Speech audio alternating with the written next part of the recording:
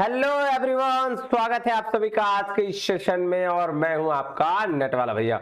हाँ जी, तो टीचिंग और रिसर्च की रिवीजन हो गई कंप्लीट। आज हम सिर्फ एक ही वीडियो में, ओनली इन वन वीडियो, पूरा का पूरा कम्युनिकेशन कंप्लीट करेंगे, जिसमें आपके सारे मॉडल्स है ना, सारे मॉडल्स आएंगे, जितने भी कम्युनिकेशन के नेटवर्क है, सब कुछ ए टू जेड कंप्लीट करने वाले हैं हम लोग इसी वीडियो में। ठीक है, तो एकदम कुर्सी की पेटी बांध लेना और अच्छे से बैठना, प्रॉपर समझना और फिर उसको एक बार रिवाइज कर लेना, देखना सारी कम्युनिकेशन आपके दिमाग में बैठ जाएगी। ठीक है, चले ज्यादा लेट ना करते हुए चलिए जी फटाफट से जुड़ जाइए और आइए चलते हैं कम्युनिकेशन के रिवीजन में। चलते हैं, आइए जी चलते हैं अपने बुक की ओर। देखिएगा जी, और इसके साथ क्या करना है, आपको नेट वाला भैया का टेलीग्राम चैनल ज्वाइन करना है, जहां पे हम सारा इंफॉर्मेशन नोट्स देते रहते हैं। बस इतना ही आपको काम करना है। ये देखिए, आज हम जो काम करने वाले हैं उसका जो रिवीजन करने वाले हैं, पूरा पूरा क्या करेंगे।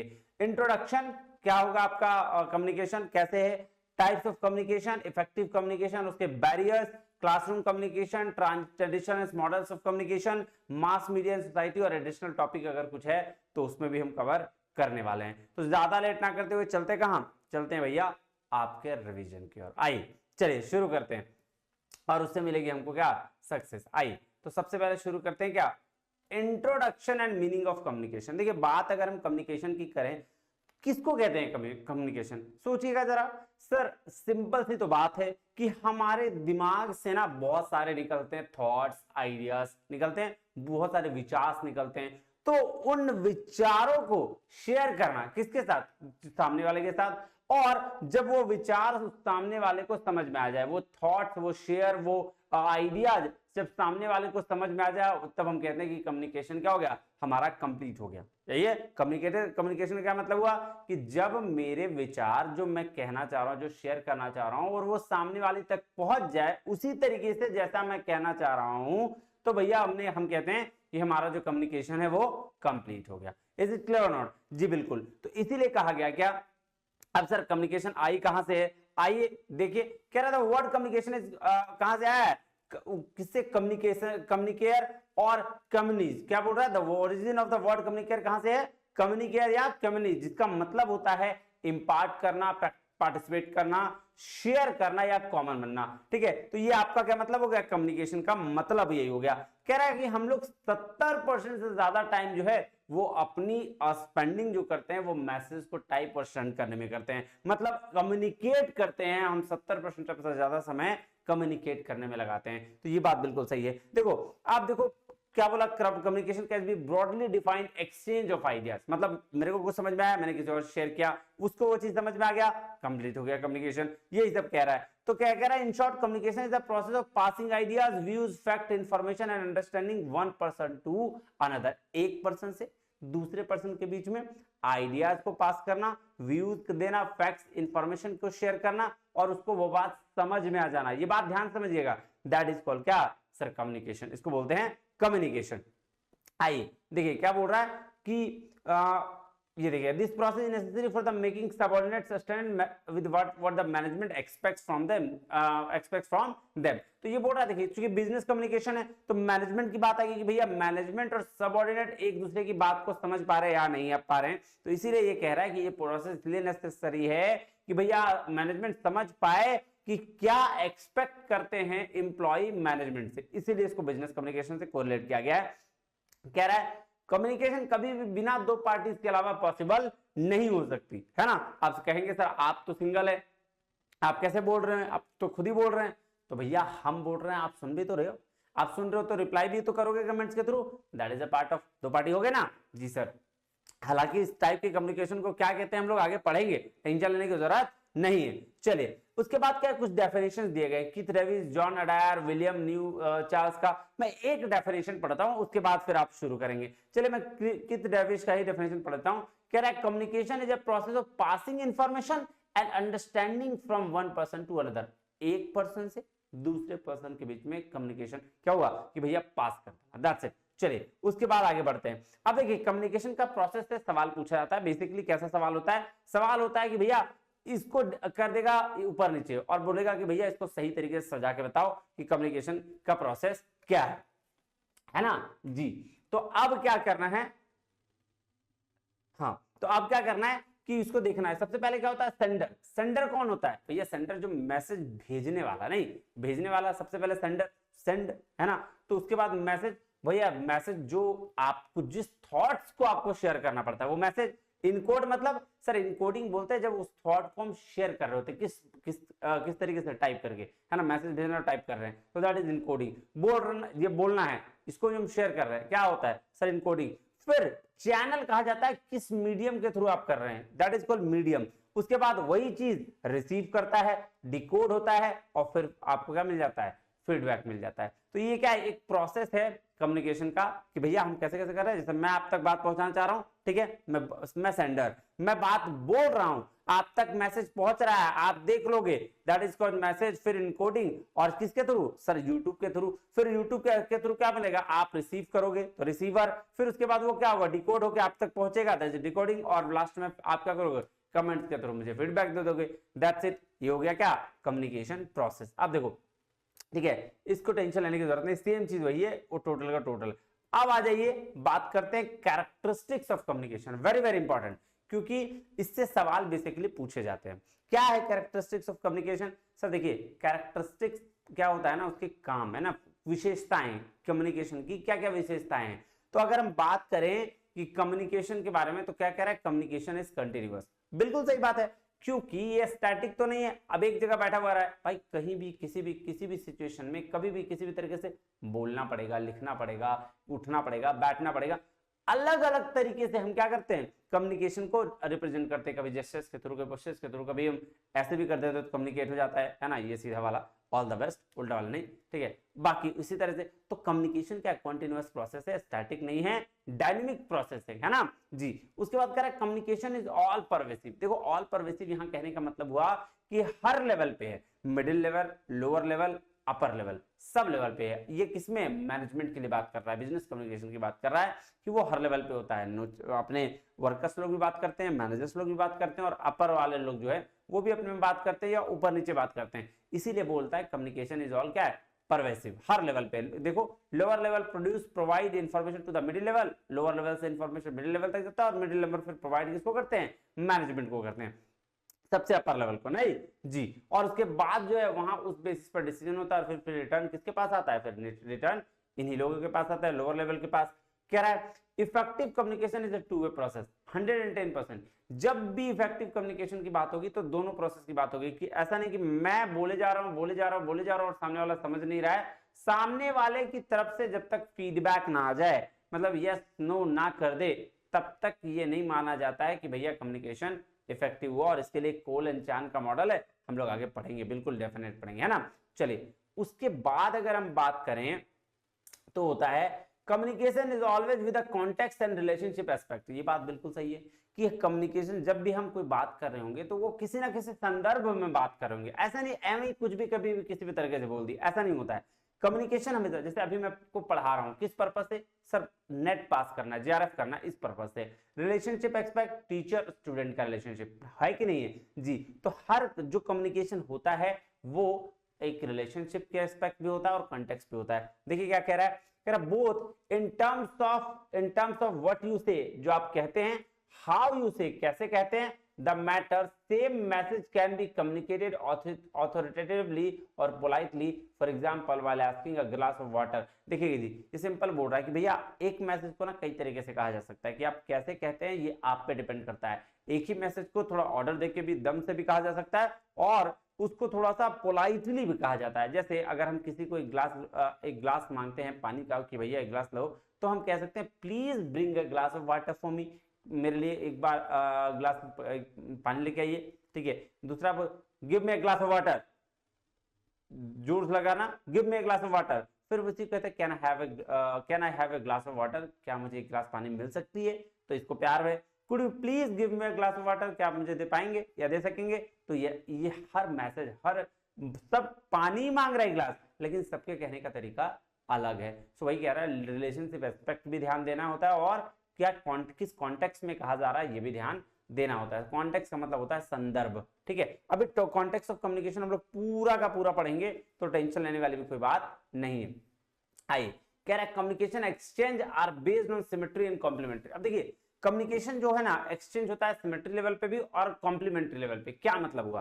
सिमेट्री लेवल मतलब होता है सेम लेवल पे कम्युनिकेशन हुआ। जैसे अगर एक नेट पढ़ने वाला, यूजीसी नेट पढ़ने वाला दूसरे यूजीसी नेट पढ़ने वाले से अगर आपको क्या कर रहा है भाई साहब, डील कर रहा है, बातें कर रहा है, तो फिर उनको दिक्कत नहीं होगी, वो बहुत अच्छा कम्युनिकेट करेगा। लेकिन अगर एक बैंकिंग वाला और यूजीसी नेट वाला कम्युनिकेट करे तो उसको कॉम्प्लीमेंट्री बोलते हैं, क्योंकि हो सकता है वो यूजीसी नेट का प्रिपरेशन कर रहा हो और बैंकिंग का भी, ठीक है ना, तो इसीलिए वो दोनों से कम्युनिकेट कर रहा है। तो जो चीज अगर डिफरेंट डिफरेंट सब्जेक्ट्स के लिए कहा गया वो उसको बोलते हैं कॉम्प्लीमेंट्री, और जो चीज सेम सब्जेक्ट्स के लिए कहा गया उसको बोलते हैं सिमेट्री।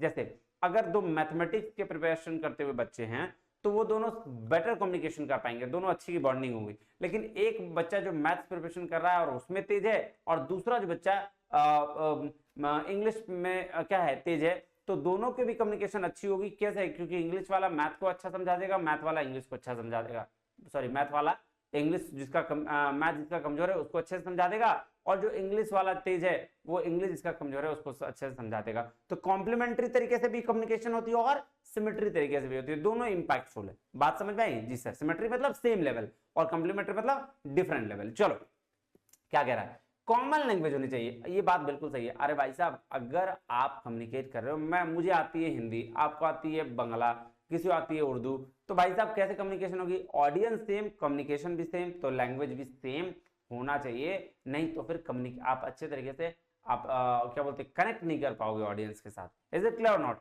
जी सर। उसके बाद कह रहा है meeting of mind is necessary, मतलब कि भैया जो ऑडियंस चाहती है उसी को बताना चाहिए। ऐसा नहीं कि दोनों का माइंड नहीं मिल रहा है, अब वो बच्चे पढ़ना चाहते हैं कुछ और, मैं पढ़ा रहा हूँ कुछ और, पढ़े हुए ही नहीं। अभी एग्जाम के टाइम में मैं आपको बताने लगूं राम कहानी है तो क्या बोलेंगे सर बकवास कर रहे हो गए, क्या मजाक करके रखे हो, तो ये बात है। तो मीटिंग ऑफ माइंड, दोनों का माइंड का मिलना बहुत जरूरी है, ठीक है। कह रहा message must have substance, substance मतलब जो भी रिसीवर है, जो सुनने वाला है, उसके इंटरेस्ट की बात करनी होगी। अगर हम उसके इंटरेस्ट की बात नहीं करेंगे वो आपको स्किप कर देगा। भाई साहब जमाना 2 सेकंड का है, रील्स देखते हैं ना, रील्स सेकंड भर में आप फोन क्या हो रहा है, स्किप हो रहे हैं।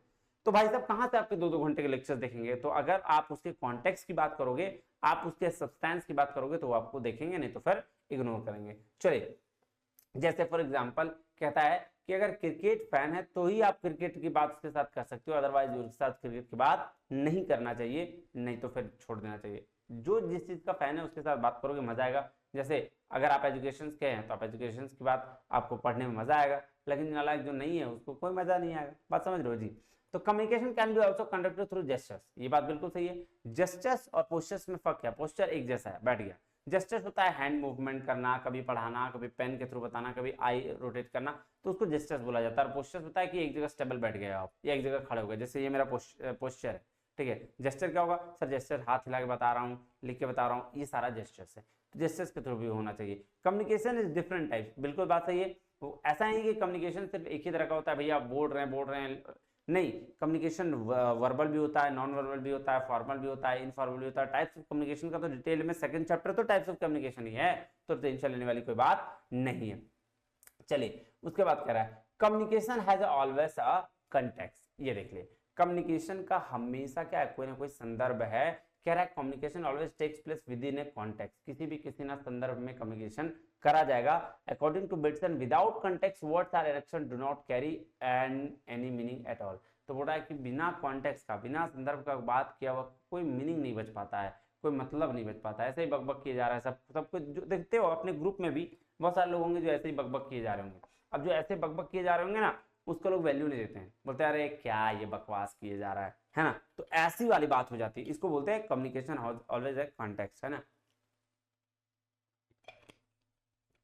चलो अब हम बात करते हैं कम्युनिकेशन कॉन्टेक्स्ट या डायमेंशन की, ठीक है। अब देखो कम्युनिकेशन कॉन्टेक्स्ट डायमेंशन कहने का क्या मतलब है। देखो ना, हर चीज का मैंने क्या बोला कि एक संदर्भ होता है, एक डायमेंशन होता है, एक वक्त होता है। तो बात करने का, कम्युनिकेट करने का भी एक संदर्भ होना चाहिए ना। यूं ही फालतू में बकबक करने का कोई मतलब नहीं है। जैसे मैं आपको पढ़ा रहा हूं तो अभी समझा रहा हूं कि भैया कम्युनिकेशन में देखो, कम्युनिकेशन का की पढ़ाई कर रहे हैं कम्युनिकेशन के बारे में, इसको बोलते हैं मेटा कम्युनिकेशन, ठीक है। तो ये एक नया वर्ड आ गया ना जी। तो उसी तरीके से कम्युनिकेशन कॉन्टेक्स्ट का क्या मतलब हुआ कि जब आप बात कर रहे हैं, जब कोई चीज कम्युनिकेट कर रहे हैं तो उसका एक कॉन्टेक्स्ट होना चाहिए, एक संदर्भ होना चाहिए। नहीं, जैसे अगर हम बात करें कि किसी जगह पे मान लो ऑफिस में तो वहां अलग तरीके से बात करते हैं, और मान लो कि किसी और जगह पे है, फॉर एग्जांपल मान लो कि मार्केट में है तो वहां किसी और तरीके से बात करते हैं, है ना जी। तो आइए क्या बोल रहा है देखते हैं, फटाफट शुरू करते हैं ना। देखो, correct communication context is the environment और ecosystem in which exchange of idea take place. तो बोल रहा है कम्युनिकेशन कॉन्टेक्स्ट या एनवायरनमेंट है या इकोसिस्टम है जहां हम आइडियाज जो होता है उसको क्या करते हैं, एक्सचेंज करते हैं, है ना जी। Context has a higher impact on the meaning of the message. बिल्कुल सही है, कोई भी मैसेज को कहने के लिए अगर कोई कॉन्टेक्स्ट अच्छा है तो आप उसका ज्यादा इंपैक्ट पड़ता है। जैसे एग्जाम्स के टाइम में मैं आपको रिवीजन करा रहा हूँ, इसका इंपैक्ट ज्यादा पड़ेगा, और एग्जाम के टाइम में अगर मैं भी क्लास लेना शुरू कर दूं तो वो इंपैक्ट कम पड़ेगा, लोग कम देखेंगे, है ना, ये वाली बात है। आ जाओ, क्या कह रहा है, if receiver is able to understand context, then there is a high tendency of him to interpret the message appropriately, but if he is not unable to understand the context, then it will be lead to misinterpretation of the message। ये बात बिल्कुल fact है कि अगर आप किसी से communicate कर रहे हो, ठीक है, तो अगर आप उसके हक की बात कर रहे हो, आप उसको समझा पा रहे हो अच्छे से, तो वो तो बात ठीक है, उसको समझ में आ गया तब तो ठीक है। लेकिन अगर वो समझ नहीं पा रहा है आपके द्वारा बताई गई बातों को, तो वो क्या करेगा, वो मैसेज को मिस इंटरप्रेट कर देगा, मतलब बोलेगा अरे यार वो क्या क्या बोल रहा है, उसको कुछ समझ में आता ही नहीं है। तो दैट्स द क्या, कम्युनिकेशन कॉन्टेक्स्ट। आ जाओ, अब उसके टाइप्स होते हैं, क्या कह रहा है, पहला टाइप क्या है, फिजिकल कॉन्टेक्स्ट। फिजिकल कॉन्टेक्स्ट क्या मतलब होता है कि जब फिजिकल कॉन्टेक्स्ट का मतलब एकदम सीधा समझ लो कि जब आप जहां हो वहां पे कम्युनिकेशन कैसी हो रही है। फॉर एग्जांपल अगर हम बात कर रहे हैं कि मार्केट में हम हैं, तो मार्केट में जहां हम अवेलेबल हैं वहां अगर कोई आ गया और हमसे बात किया तो नॉर्मली हम बात कर लेते हैं, लेकिन अगर हम लाइब्रेरी में हैं और वहां अवेलेबल हैं तो वहां कैसे बात करेंगे। अगर हम क्लासेस में हैं तो वहां है, वहां अलग करने के बात करने का तरीका बिल्कुल अलग होगा। तो वही कह रहा है, it relates to the place of communication. किससे है कि जहां आप है, जिस जगह पे आप है ना, उससे रिलेट करता है फिजिकल कॉन्टेक्स्ट। किससे रिलेट करता है, प्लेस ऑफ कम्युनिकेशन की, जहां बातचीत हो रही है। Depending upon the place of communication the way of interaction differs. For example the way you interact in the market और a party is different from how you talk to your friend in the library. देख लो, बोल रहा है ना कि एक party में या मार्केट में जिस तरह से आप बिहेव करते हो उससे कई गुना डिफरेंट होता है जब आप एक फ्रेंड से बात करते हो लाइब्रेरी में। बात समझ में आई जी सर। दूसरा है हिस्टोरिकल कॉन्टेक्स्ट। अब देखो, हिस्टोरिकल कॉन्टेक्स्ट का ना बड़ा बेस्ट एग्जांपल है मेरे पास। क्या सर, आप हर किसी ने ना बचपन में अपने टीचर से मार खाई होती है, बिल्कुल मार खाई होती है। और बचपन में जब एक बार मार खाते हैं ना तो हम बदमाशियां ज्यादा करते हैं। तो बच्चे बदमाशी अगर ज्यादा करते हैं तो एक बार मार खा लिया, मान लो कि किसी गलती पे, मान लो कोई वो इधर से उधर दौड़ रहा था और उस पर टीचर ने लगा दिया एक कान के नीचे जोर से, ठीक है। अब उस बच्चे को नेक्स्ट बार कभी दौड़ते हुए अगर देख लिया वो टीचर, और सिर्फ उसको अगर आंख उठा के देख लेगा ना, तो उसको तुरंत वो थप्पड़ याद आ जाएगा जो उसको टीचर ने लगाया था। That is called historical context, कि पास्ट के बेसिस पर जो हमें रिव्यू आ जाते हैं, ठीक है, कि भैया वो चीज वो हमारे साथ कुछ करने वाला है, और वो कम्युनिकेट हो जाता है कि भैया हाँ अच्छा वो अभी मैं दौड़ रहा हूं, वो मुझे पीटेगा। तो that is called historical context. बात समझ में आ रही है जी सर।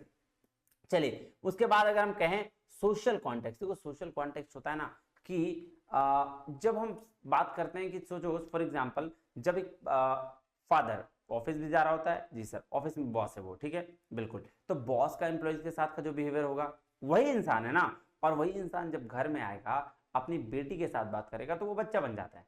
क्यों? That is called social context, कि भाई साहब जो समाज के बीच में रोल है, स्टेटस है, उस बेस पर हम क्या कर रहे हैं भाई साहब, उस संदर्भ में हमेशा हम कम्युनिकेट कर रहे हैं। देखो क्या कह रहा है, it is based on the different factors such as relation between the sender and the receiver. तो जो रिलेशन के बेस्ड पर कम्युनिकेशन होता है उसको बोलते हैं सोशल कॉन्टेक्स्ट, ठीक है। रिलेशन मतलब कोई भी रिलेशन हो सकता है, टीचर स्टूडेंट का रिलेशन हो सकता है, एम्प्लॉयर एम्प्लॉय का रिलेशन हो सकता है, फादर डॉटर का हो सकता है, बॉस और एम्प्लॉय का हो सकता है, तो किसी का भी रिलेशन हो सकता है। और वो हर रिलेशन जो है अलग अलग इंपैक्ट देके जाएगा, अलग कम्युनिकेशन होगा अलग अलग जगह पे। फादर डॉटर का अलग होगा, एम्प्लॉय और वर्कर्स का अलग होगा, सॉरी एम्प्लॉय और एम्प्लॉयर का अलग होगा। चलिए, उसके बाद है साइकोलॉजिकल कॉन्टेक्स्ट। अगर हम साइकोलॉजिकल कॉन्सेप्ट की बात करें तो वो माइंड से खेलता है, ठीक है। जैसे अगर हम बात करें साइकोलॉजिकल का, तो कि फॉर एग्जांपल जैसे मान लो जब टीचर बड़ा खुश मूड मिजाज में रहेगा ना, एकदम अच्छा मूड में, तो वो आपको क्या करेगा, वो बहुत अच्छे तरीके से पढ़ाएगा। जब आपको कोई टीचर बहुत अच्छे मूड में रहा तो बहुत अच्छे तरीके से पढ़ाएगा, वो आपको प्रेज करेगा, वो आपको अप्रिशिएट करेगा। लेकिन अगर उसका मूड थोड़ा खराब रहा तो भैया थप्पड़ भी लगाएगा, पिटाई भी कर देता है नहीं।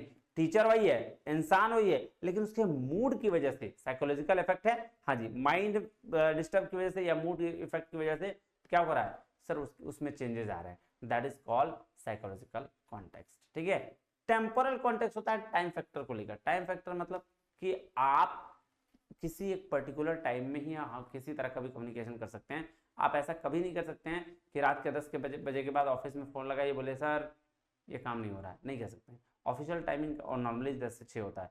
अब किसी रेयर सेक्टर की बात नहीं कर रहा मैं, नॉर्मल ऑफिस टाइमिंग की बात कर रहा हूँ। तो वो हर चीज जैसे सुबह सुबह 5 बजे उठे और कोई बोला यो हनी सिंह हैं रात को होगा हम हंगामा नहीं, तो यहाँ तो दिन को ही हो रहा है, सुबह सुबह हो रहा है, तब तो इरिटेटिंग होगी, अरे यार सो रहे हैं सोने दो, डिस्टर्ब क्यों कर रहे हो। तो that is called temporal context की टाइम के फैक्टर की बात करता है ये। जी समझ में आ गई जी सर। उसके बाद एक कल्चरल कॉन्टेक्स्ट। कल्चरल कॉन्टेक्स्ट की अगर हम बात करें तो वो कल्चर की बात करता है, कल्चर कैसे इम्पैक्टफुल रहेगा, है ना जी, जिसमें हमारे values, ethics, beliefs, morals, norms, ये सारी चीजें आ जाती है। बात समझ में आई जी सर। चलिए अब देखिए इसके शॉर्ट नोट्स हैं, फटाफट इसको नोट डाउन आप कर सकते हैं कि फिजिकल कॉन्टेक्स्ट जो है वेयर कम्युनिकेशन टेक्स प्लेस, जहां कम्युनिकेशन हो रहा है उस एनवायरनमेंट की बात करता है। डिस्टेंस बिटवीन द पार्टिसिपेंट्स की बात करता है, सीटिंग की बात करता है, टाइम ऑफ द डे की बात करता है। सोशल कॉन्टेक्स्ट की अगर हम बात करें तो नेचर और रिलेशनशिप की, रिलेशनशिप कैसा है, एम्प्लॉयर एम्प्लॉय का है, डॉटर सन का है, किस तरह से डॉटर और फादर का है, किस तरीके का रिलेशनशिप है, हम उसकी बात करते हैं। अगर बात करें हिस्टोरिकल का तो the background of the previous communication, जो प्रीवियस कम्युनिकेशन में हुआ है उसकी बैकग्राउंड की बात करते हैं। साइकोलॉजिकल में मूड्स एंड फीलिंग्स की बात होती है, और कल्चरल में values, beliefs, attitude, social hierarchies, religion, notion of time, roles of participants की बात होती है। तो ये हो गया क्या, ये हो गया आपका कॉन्टेक्स्ट ऑफ द कम्युनिकेशन। अब आ जाओ फंक्शंस की बात करते हैं कि क्या क्या फंक्शंस ऑफ कम्युनिकेशन है। शुरू करें सर, शुरू करिए ना। कम्युनिकेशन क्या कहता है, फ्लो ऑफ नॉलेज है, एक पर्सन से दूसरे पर्सन की ओर जाएगा। लर्निंग, ट्रेनिंग और डेवलपमेंट में, स्किल डेवलपमेंट में काम होता है। आपका कहता है कि कम्युनिकेशन जो है गोल्स और टारगेट को अचीव करने के लिए बड़ा इफेक्ट होता है। इसेंशियल है प्लानिंग में, जो टारगेट को फुलफिल करता है। रिस्पॉन्स क्या बोल रहा है, कम्युनिकेशन प्रोसेस का पार्ट है कि रिस्पॉन्स करना, जैसे मैंने बोला और आपने कमेंट करके बताया, that is called response. Feedback क्या करता है, क्वालिटी ऑफ मैसेज को बताता है कि भैया अगर आपका मैसेज अच्छा है, आपने डिलीवर अच्छा किया तो उसका फीडबैक जरूर आएगा आपके पास। It also tells about the improvement required in communication, क्या क्या इंप्रूवमेंट की जरूरत है वो भी बताता है। ठीक है, इंपैरेटिव वे ऑफ शॉपिंग्स है ना, अंडरस्टैंडिंग इमोशंस को समझता है, डिजायर्स फीलिंग्स को समझता है, मोटिवेशन के लिए यूज हो सकता है, प्रिजर्विंग कल्चर को प्रिजर्व करने के लिए किया जा सकता है। It can improve deterioration situation, की सिचुएशन को डिटोरिएट करने के लिए किया जा सकता है ना। Convey the information clearly, concisely, effectively और कॉन्क्रीट मैनर में कहने भी के लिए भी किया जा सकता है। ये देखिए, चलिए अब हम पढ़ते हैं डिफरेंट टाइप ऑफ फंक्शंस। देखो जो मेन फंक्शंस के टाइप है मैं हम उसकी बात करते हैं। आ जाओ, देखो मैक्रो फंक्शन, इससे सवाल पूछे जाते हैं। देखो अगर हम इमोटिव, कुछ फंक्शंस हैं, इमोटिव फंक्शन मतलब होता है इमोशनल, जब हम कम्युनिकेशन करते हैं, जैसे जैसे मान लो किसी का कुछ तबियत खराब हो गया, बहुत तेज है, अपने दोस्त हैं, कहते हैं शिट यार, फिर या फिर बहुत खुश होते हैं, ओह क्या बात है, ठीक है, या फिर कोई दिक्कत तरह हो जाती है, ओ माय गॉड ये हो गया, ओ नो शिट ऐसा हो गया, तो ये क्या एक तरह का इमोशंस है। या फिर बहुत ज्यादा हो जाता है, बोलते हैं ये हो रहे, ये सब बोलते हैं ना, तो that is called emotive function, जहां हम अपने इमोशंस को एक्सप्रेस कर रहे होते हैं इनर स्टेट ऑफ माइंड में ना, वो उसको बोलते हैं इमोटिव फंक्शन। डायरेक्टिव फंक्शन होते हैं जब हम किसी को बोलते हैं, डायरेक्शन दे रहे होते हैं कि भैया ये काम मेरे लिए कर दो, ये काम कर दो मेरे लिए, एक गिलास पानी लेके आओ, एक गिलास ये करो, तो उसको बोलते हैं डायरेक्टिव फंक्शन। फैटिक फंक्शन होता है जब हम किसी भी कम्युनिकेशन में, जब बातचीत की शुरुआत होती है ना, दैट इज कॉल्ड फैटिक फंक्शन, मतलब हाय हेलो वाला जो कम्युनिकेशन होता है उसको फैटिक फंक्शन कहता है। उसके बाद है पियोटिक फंक्शन। पियोटिक फंक्शन मतलब कुछ लैंग्वेज के थ्रू इम्पैक्ट डालना, उस तरीके के फंक्शन को पियोटिक कहा जाता है। पियोटिक मतलब कवित्री, मतलब कविता के फॉर्म में उसको बोलते हैं, ठीक है, तो इस तरीके के फंक्शन को पियोटिक फंक्शन कहा जाता है। रेफरेंशियल फंक्शन मतलब ये होता है जब हम इंफॉर्मेशन को कन्वे करना चाहते हैं रेफर देके, है ना, किसी का रेफरेंस देके। मेटालिंग्विस्टिक फंक्शन मतलब लैंग्वेज की तरह से, है ना, इसको बोलते हैं हम लोग क्या, मेटालिंग्विस्टिक। कॉन्टेक्चुअल, किसी संदर्भ में अगर कोई बात कहा जाता है उसको बोला जाता है कॉन्टेक्चुअल फंक्शन। चलो अब आ जाओ, ये मेन है, बहुत क्वेश्चन पूछे जाते हैं इससे। 4 फंक्शन, क्या क्या, डिनोटेशन, कॉनोटेशन, सिमाइल और मेटाफोर। डिनोटेशन बोलते हैं डिक्शनरी मीनिंग को, मतलब जो चीज है एज इट इज उठा के वैसा उसको पता चल गया, उसको बोलते हैं डिक्शनरी मीनिंग, जिसको ऑब्जेक्टिव मीनिंग भी कहा जाता है। ठीक है, जैसे डिनोटाइन मतलब क्या कह रहा है, देखो If you look up the word snake in the dictionary, you will discover that one of its denotative meanings of any numerous जैसे scaly, legless, sometimes venomous reptiles। तो अगर आप वही डिक्शनरी मीनिंग मतलब सीधा सीधी ऑब्जेक्टिव मीनिंग कि अगर आप स्नेक के बारे में फाइंड करोगे तो वहां पता चलेगा क्या लेगलेस होता है, स्केली होता है, ये सब चीज आपको पता चलेगा, ठीक है। उसको बोलते हैं डिक्शनरी मीनिंग, ठीक है। लेकिन अगर कॉनोटेशन की बात करें तो वो फीलिंग की बात करता है, वो सब्जेक्टिव बात करता है, लॉन्ग टर्म की बात करता है, ठीक है। इसीलिए इसको फिगरेटिव मीनिंग भी कहा जाता है। तो denotation dictionary meaning, connotation subjective, emotions moods की बात करता है ये, है ना। इसलिए क्योंकि इमोशंस जो भर भर के निकलते हैं, इसीलिए कहा जाता है कि ये क्या है, ये कॉनोटेशन है। सिमाइल और मेटाफोर होता है जब आप कोई दो चीज में डिसिमिलैरिटीज कर रहे होते हो, उसको बोलते हैं क्या, सिमाइल। मतलब कंपैरिजन करते हो कि दो अलग अलग चीजों का। जैसे अगर मैं ये कहूं कि मेरी गर्लफ्रेंड जो है एकदम कद्दू जैसी है, ठीक है, मतलब मेरी नहीं, समझ लो, ठीक है। किसी की गर्लफ्रेंड कद्दू जैसी है, मतलब वो कद्दू नहीं है, कद्दू जैसी है ना, मतलब मोटी है, ठीक है, ऐसा कह सकते हैं। माफ करना, ऐसा इंटेंशनली किसी को नहीं है लेना है दिल पे, एग्जाम्पल है। या फिर चलो कोई ऐसा ही बोल दे रहा है कि मेरी गर्लफ्रेंड परी जैसी है, अब खुश, हाँ परी जैसी है, ठीक है। तो मेरी गर्लफ्रेंड क्या है, परी जैसी है। और कोई बोल रहा है मेरी गर्लफ्रेंड परी है, तो मेरी गर्लफ्रेंड परी है, दैट इज कॉल्ड मेटाफोर, जहां पे हम कोई कंपैरिजन नहीं कर रहे हैं, जो एग्जैक्ट है वही हम बोल रहे हैं, ठीक है। और जो सिमाइल होता है, दोनों में कंपेयर करके डिसिमिलैरिटीज खोल देना कि भैया मेरा बॉयफ्रेंड तरबूजे जैसा है, ठीक है, मेरा बॉयफ्रेंड तरबूजे जैसा है, या मेरा दोस्त चटनी जैसा है, कुछ भी, मतलब कोई कंपैरिजन नहीं है दोनों में, डिसिमिलर थिंग में, है ना, उसको बोलते हैं क्या, सिमाइल। और इसको बोलते हैं मेटाफोर। तो याद रखना कि अगर मेरा दोस्त तरबूजे जैसा है तो वो सिमाइल, दोनों का कोई कंपैरिजन नहीं है तरबूजा और दोस्त में। और अगर बोल रहा मेरा दोस्त क्या बोलते हैं तरबूजा ही है, तो मतलब वहां कंपैरिजन नहीं कर रहे, हालांकि दोनों में यहाँ भी कंपैरिजन नहीं है, ठीक है। लेकिन यहाँ पे समझ लो कि उसको उसके जैसा बोला गया, डिफरेंशिएट किया गया। और मेटाफोर में क्या है, कोई डिफरेंशिएशन नहीं है, मेटाफोर में सेम बोल दिया गया कि वही चीज है वो, है ना। जैसे हम बोलते हैं ना नालायक है तुम लोग, ठीक है, और वैसे नालायक जैसे हो तुम लोग, दोनों में फर्क है ना जी। तो वही हाल है यहाँ पे, ठीक है। चलो अब चलते हैं शॉर्ट नोट्स में, आ जाओ। देखो शॉर्ट नोट्स क्या है, इमोटिव फंक्शन मतलब to communicate inner states of emotion, oh no. Directive function seeking to effect behaviour of others, जैसे close the door please, direction देना। फैटिक फंक्शन हेलो हाय वाला phase, है ना। प्योटिक फंक्शन, एस्थेटिक फंक्शन बोलते हैं इसको, है ना, इसको दूसरा नाम क्या है, aesthetic function. Referential function to carry information को कैरी करने के लिए। मेटालिंग्विस्टिक मतलब focusing attention on the code itself, जैसे the use of both shall will in the modern language. तो मतलब मेटालिंग्विस्टिक मतलब लैंग्वेज की बात कर रहा है कि मॉडर्न तरीके से में विल और शैल दोनों का यूज हम कर सकते हैं, कोई दिक्कत नहीं है। कॉन्टेक्चुअल मतलब किसी संदर्भ में, create a particular kind of context, मतलब किसी पर्टिकुलर संदर्भ में बात कर रहा है, right. Let's start the meeting now, ऐसा बोलते हैं ना जी। डिनोटेशन को बोलते हैं डिक्शनरी मीनिंग, ऑब्जेक्टिव या लिटरल मीनिंग। कॉनोटेशन को बोला जाता है इमोशंस, फीलिंग्स या सब्जेक्टिव या फिगरेटिव मीनिंग। सिमाइल मतलब कंपैरिजन बिटवीन डिसिमिलर थिंग, जैसे Ram is like a god, Ram क्या है, भगवान जैसे हैं। तो यहाँ राम बात कर किया गया किसका, कोई लड़के का, तो कोई लड़का को बोल दिया राम भगवान, Ram is like a God, भगवान जैसे। और दूसरा बोला गया नो कंपैरिजन, मेटाफोर, इसको बोलते हैं राम इज गॉड, राम क्या है, भगवान है, राम ऑलरेडी भगवान है ना, तो इसीलिए बोला गया राम क्या है, भगवान है। और दूसरा बोला गया Ram is like a God, मतलब राम एक लड़का है जो भगवान जैसा है। बात समझ रहे हो जी, तो इसी को बोलते हैं। चलो उसके बाद चलते हैं टाइप्स ऑफ कम्युनिकेशन में। वो ये लो पहला चैप्टर अपना कंप्लीट हो गया। 30 सेकंड का ब्रेक, 30 सेकंड में मैं पानी पी लेता हूँ थोड़ा सा, मजा भी आएगा, है ना।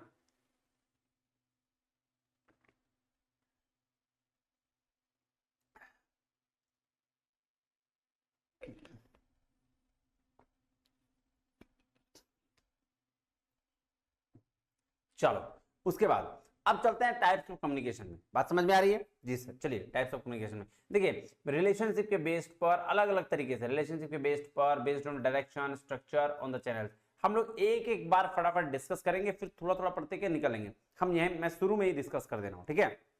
आ जाओ, देखो रिलेशनशिप के बेस पर अगर हम बात करें तो 5-6 तरह की कम्युनिकेशन है। पहला ध्यान से समझना, एक एक लाइन में सारी चीजें खत्म होगी।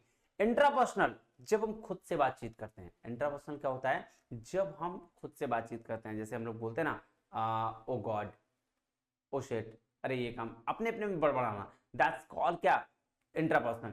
ट्रांसपर्सनल इंट्रापर्सनल का ही एक अबव लेवल है। जब हम ऊपर वाले से प्रे करते हैं, जब हम योगा अभ्यास में चले जाते हैं, जब हम थोड़ा सा कनेक्ट करते हैं गॉड से और उस समय बातचीत करते हैं, दैट्स कॉल्ड क्या, ट्रांसपर्सनल। चैंटिंग करना इंट्रापर्सनल, लेकिन अगर चैंटिंग के थ्रू इंटरनल कनेक्ट बनाना गॉड से, दैट इज कॉल्ड ट्रांसपर्सनल।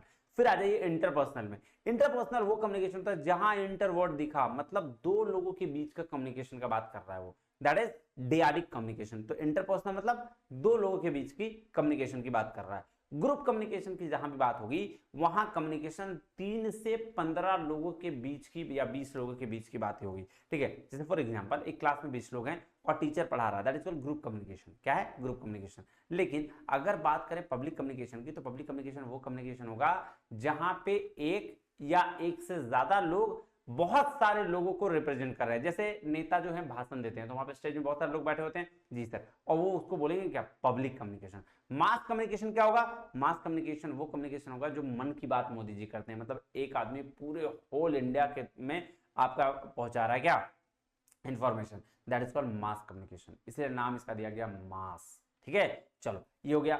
अब आ जाओ थोड़ा सा चलते हैं किसमें, डायरेक्शन बेस्ड में। वर्टिकल, हॉरिजॉन्टल, अपवर्ड, डायगोनल, ये सारा। अरे भाई साहब वर्टिकल कम्युनिकेशन उसको बोलते हैं जो टॉप टू डाउन और डाउन टू अप, मतलब अगर बिजनेस की बात करें तो मैनेजमेंट जो है वर्कर से बात कर ले, वर्कर जो है मैनेजमेंट से बात कर ले, ये दोनों एक दूसरे से जब बात करते हैं इसको वर्टिकल क्या बोला जाता है, वर्टिकल बोला जाता है कम्युनिकेशन। हॉरिजॉन्टल कम्युनिकेशन होता है जब सेम लेवल पे बात होती है, जब एक मैनेजर, प्रोडक्शन मैनेजर जब एक फाइनेंशियल मैनेजर से बात करेगा, जब एक एचआर मैनेजर से बात करेगा, that's type of is called horizontal, है ना, कम्युनिकेशन। या फिर वर्कर अपने नीचे वाले जो लोग हैं वो लोग एक दूसरे से बात करेंगे, that is horizontal communication. Upward communication कहा जाता है, देखो वर्टिकल का पार्ट ही अपवर्ड और डाउनवर्ड है, वर्टिकल का एक साइड डाउनवर्ड अपवर्ड होता है। अपवर्ड मतलब नीचे से ऊपर बात करना, मतलब अगर कोई लोअर क्लास का, जो लोअर क्लास मतलब लोअर लेवल मैनेजमेंट जो है या लोअर लेवल ऑफ पीपल जो है वो बात अगर करते हैं अपर लेवल ऑफ मैनेजमेंट से, उसको बोलते हैं अपवर्ड कम्युनिकेशन। डाउनवर्ड कम्युनिकेशन मतलब जब मैनेजमेंट बात करेगा वर्कर से, that is called downward communication. और डायगोनल, डायगोनल मतलब होता है कि सीधा ऊपर वाला का एकदम सबसे नीचे वाला बात कर ले, ठीक है। जैसे फॉर एग्जांपल मैं बताता हूं आपको, जैसे अगर ये प्रोसेस इंफॉर्मेशन पहुंचाने का कैसे है, मान लो वर्कर्स है तो वर्कर्स के थ्रू जाएगा lower level management, lower level management से मिडिल, मिडिल से अपर जाता है, इस तरह प्रोसेस जाता है, जी सर। लेकिन अगर लोअर लेवल वाला जो है यानी कि वर्कर जो डायरेक्ट चल जाए मैनेजमेंट के पास, दैट इज कॉल्ड डायगोनल, है ना, कि बीच में दोनों को छोड़ दिया और फांग गया, that is called diagonal communication. उसी तरीके से बेस्ड ऑन ऑर्गेनाइजेशन, क्या बोलते हैं, ऑर्गेनाइजेशन स्ट्रक्चर के हिसाब से है, इसमें होता है फॉर्मल और इनफॉर्मल कम्युनिकेशन। अब अगर हम फॉर्मल कम्युनिकेशन की बात करें ना, तो जो ऑफिस में होती है फॉर्मल, है ना, स्ट्रक्चर्ड वे में जो कम्युनिकेशन होती है एकदम बिना फालतू बकवास किए हुए, ठीक है, उसको बोलते हैं हम लोग फॉर्मल कम्युनिकेशन। इनफॉर्मल कम्युनिकेशन की बात करें तो बिजनेस के बाद, जैसे बिजनेस को जो टाइमिंग है 10 से 6, 9 से 8, जो भी टाइमिंग है, उस आवर के बाद जो उस आवर की बात के बाद की कम्युनिकेशन बातचीत होती है उसको हम लोग इनफॉर्मल कम्युनिकेशन कहते हैं, ठीक है। जैसे मान लो ऑफिस में 10 से 6 जॉब कर रहे हैं, उसके बाद आए दिन भर ऑफिस में क्या हुआ बात कर रही है, पता है आज तो ऑफिस में ऐसे हुआ था, वैसे हुआ था, ये वो बला बला बला बला बला, दैट्स कॉल्ड इनफॉर्मल कम्युनिकेशन, ठीक है। उसके बाद है चैनल के बेस पर वर्बल और क्या होता है, नॉन वर्बल। वर्बल कम्युनिकेशन को सबको लगता है भाई बोल कर ही होता है, नहीं, वर्बल ऑरल और रिटन दोनों होता है। वर्बल बोलकर भी कर सकते हैं, लिख कर भी कर सकते हैं, इसको वर्बल कम्युनिकेशन कहा गया है। और नॉन वर्बल कम्युनिकेशन होता है जो हम जेस्चर्स पोस्चर्स के थ्रू बात करते हैं, जो हम बात करते हैं सिंबल्स के थ्रू, साइन के थ्रू, है ना। जैसे अगर आग दिखाकर बात कर रहे हैं, अगर हैंड मूवमेंट्स कर रहे हैं, ठीक है, हैप्टिक्स कर रहे हैं, आगे हम लोग पढ़ेंगे, एक एक चीज पढ़ेंगे, टेंशन लेने की जरूरत नहीं, मैं ओवरव्यू अभी बता दे रहा हूँ। चलो तो अब शुरू करते हैं, फटाफट पढ़ना, है ना, ज्यादा लेट ना करते हुए। चलो देखो, सबसे पहले अगर हम बात करें इंट्रापर्सनल, तो कह रहा है it is communication within the individual almost all the time, हर समय क्या होता है, अपना अंदर रहेगा, है ना, इंक्लूडिंग टॉकिंग टू वनसेल्फ, खुद से बातचीत करना, लिसनिंग टू वनसेल्फ, खुद से सुनना, और रिलेटिंग टू वनसेल्फ, खुद से ये करना, ठीक है। जैसे muttering, oh my God, oh no, when trouble में हो, now, wow and thank God are the few examples of intrapersonal communication. तो भाई साहब जब खुशी में हो तो वाओ थैंक यू और थैंक गॉड, और जब दुख में हो तो भाई साहब oh my God, oh no, ऐसा करते हैं ना, इसको इंट्रापर्सनल कहा जाता है। ट्रांसपर्सनल कम्युनिकेशन होता है जब आप किसी स्पिरिचुअल डोमेन पे बात कर रहे जा रहे हो। देखो, a type of communication level in which converse या communicate with the spirit of someone higher power is called transpersonal communication, ठीक है। तो सेल्फ बिलीफ की वजह से ऊपर वाले से बात करते हैं, it takes place within the personal spiritual domain, है ना, ये पे the purpose of the transpersonal communication is to realise selfhood, enhance spirituality and answer question that are spiritual in nature. तो स्पिरिचुअलिटी की बात अगर हम करें, थोड़ा सा अपग्रेड कर लें ट्रांसपर्सनल सॉरी इंट्रापर्सनल को, तो उसको ट्रांसपर्सनल कहा जाता है। अब अगर इंटरपर्सनल की बात करें तो टर्म्ड इसको क्या बोलते हैं, डियाडिक कम्युनिकेशन बोलते हैं, या फिर it is universal from face to face routine communication between two people both sending and receiving message. तो दो पर्सन के बीच में अगर आमने सामने बात हो रही है, नहीं भी हो रहा है तो आमने सामने मतलब है नहीं, लेकिन दोनों के बीच में आमने सामने बात होना, चाहे किसी भी थ्रू हो, किसी भी मोड से हो, उसको हम लोग क्या बोलते हैं, उसको बोलते हैं इंटरपर्सनल। मे बी फॉर्मल हो, इनफॉर्मल हो, वर्बल हो, नॉर्मल हो, कुछ भी हो सकता है, दो पर्सन के बीच में होना चाहिए। Place anywhere means of word, sound, facial expression, gesture, posture, क्या हो रहा है, कुछ भी हो सकता है। दो आदमी के बीच में किसी तरीके से कोई भी चीज हो जाए, कोई भी बात हो जाए, मतलब अगर वो इशारा दिखा दिया तो समझ जाए, अगर बोल दिया तो समझ जाए, लिख के बता दिया समझ जाए, दो इंसान के बीच में कुछ भी हो, किसी भी तरीके की बातचीत हो, कहीं तरीके से, सब इंटरपर्सनल में आता है। चलो ग्रुप कम्युनिकेशन क्या बोलते हैं, ध्यान दो क्या कह रहा है, ये देखो ध्यान से कह रहा है, all kind of we consequently live in groups, all kind of groups, the size of group can vary but they typically comprise at least 3 members up to 20 members। तो 3 मेंबर्स से 20 मेंबर्स के बीच में अगर आप बातचीत कर रहे हैं, कोई भी तरीके से इंफॉर्मेशन शेयर कर रहे हैं, ये शेयर कर रहे हैं, तो उसको क्या कहा जाता है, उसको ग्रुप कम्युनिकेशन कहा जाता है। आइए उसके बाद चलते हैं, हाँ पब्लिक कम्युनिकेशन। पब्लिक कम्युनिकेशन क्या होता है, जो पब्लिक कम्युनिकेशन उस कम्युनिकेशन कहते हैं जब आप इन्वॉल्व रहते हैं क्या बोलते हैं पब्लिक के साथ में। जैसे public communication happens when individual and groups engage in the dialogue in the public sphere in order to deliver a message to specific audience. तो क्या बोले, पब्लिक के साथ मतलब स्पेसिफिक ऑडियंस के साथ अभी एंगेज रहते हैं। वो वाला बताया ना नेता वाला, बहुत सारे लोग स्टेज में रहते हैं, भाषण दे रहते हैं, और बहुत सारा अभी देखो इलेक्शन आने वाला है तो वहां पे भाषण होगा, दैट्स कॉल्ड पब्लिक कम्युनिकेशन। और मास कम्युनिकेशन होता है जब हम बात करते हैं किसी इंडिविजुअल या बहुत सारे लोगों को बहुत सारी ऑडियंस तक थ्रू मास मीडिया पहुंचाने का। कैसे, मास मीडिया। कह रहा mass communication is the process exchanging information through the mass media to large segment of the population. जो सबसे लार्ज सेगमेंट है वहां तक पहुंचाना, इसको मास कम्युनिकेशन कहा जाता है। शॉर्ट नोट्स है, फटाफट देखिए। आइए देखिए, intrapersonal communication is communication oneself and occurs only inside in our heads, खुद के दिमाग में आना है। ट्रांसपर्सनल मतलब communication is selfhood, enhance spirituality, answer the question that are spiritual in nature. Interpersonal क्या होता है, communication between the people those lives mutually influence another and typically occurs in dyads which means in pair, जो pair में होता है interpersonal. फिर groups में मतलब अकर व्हेन 3 और more people communicate with the achieved shared गोल। बोलो भाई साहब 3 या उससे ज्यादा लोग, 20 लोग जो है वो अगर बात करते हैं अपने डिजायर गोल को अचीव करने के लिए, तो उसको group communication. Public communication is center focused and typically occurs when person convey information to an audience. Audience को जब कोई इंफॉर्मेशन कन्वे किया जा सकता है ना, ऑनलाइन ऑफलाइन। मास कम्युनिकेशन हो गया कि भैया जब आप लार्ज ऑडियंस को प्रिंट मीडिया या इलेक्ट्रॉनिक मीडिया के तहत आप इंफॉर्मेशन शेयर कर रहे हैं, ठीक है, तो इसको बोलेंगे मास कम्युनिकेशन। अब आ जाओ basis of direction. Vertical communication देख लो, वर्टिकल कम्युनिकेशन बोलते हैं इसको डाउन टू अप और अप टू डाउन। ये देख लो, vertical communication is communication that flows both down the organisation and up and down the organisation. देख रहे हो जी सर, तो ये बोलते हैं। हॉरिजॉन्टल कम्युनिकेशन क्या होता है, communication is information share between the peers, जो आपके साथ होते हैं ना उसके बीच में शेयर किया जाता है, ठीक है। तो इसको लैटरल कम्युनिकेशन भी कहा जाता है, also called lateral communication of the क्या बोल रहा है, lateral communication is the practice of sharing information between employees and departments and unit with the same level of organization। same level पे बात करी जाती है, ये तो मैंने पहले बात बताया।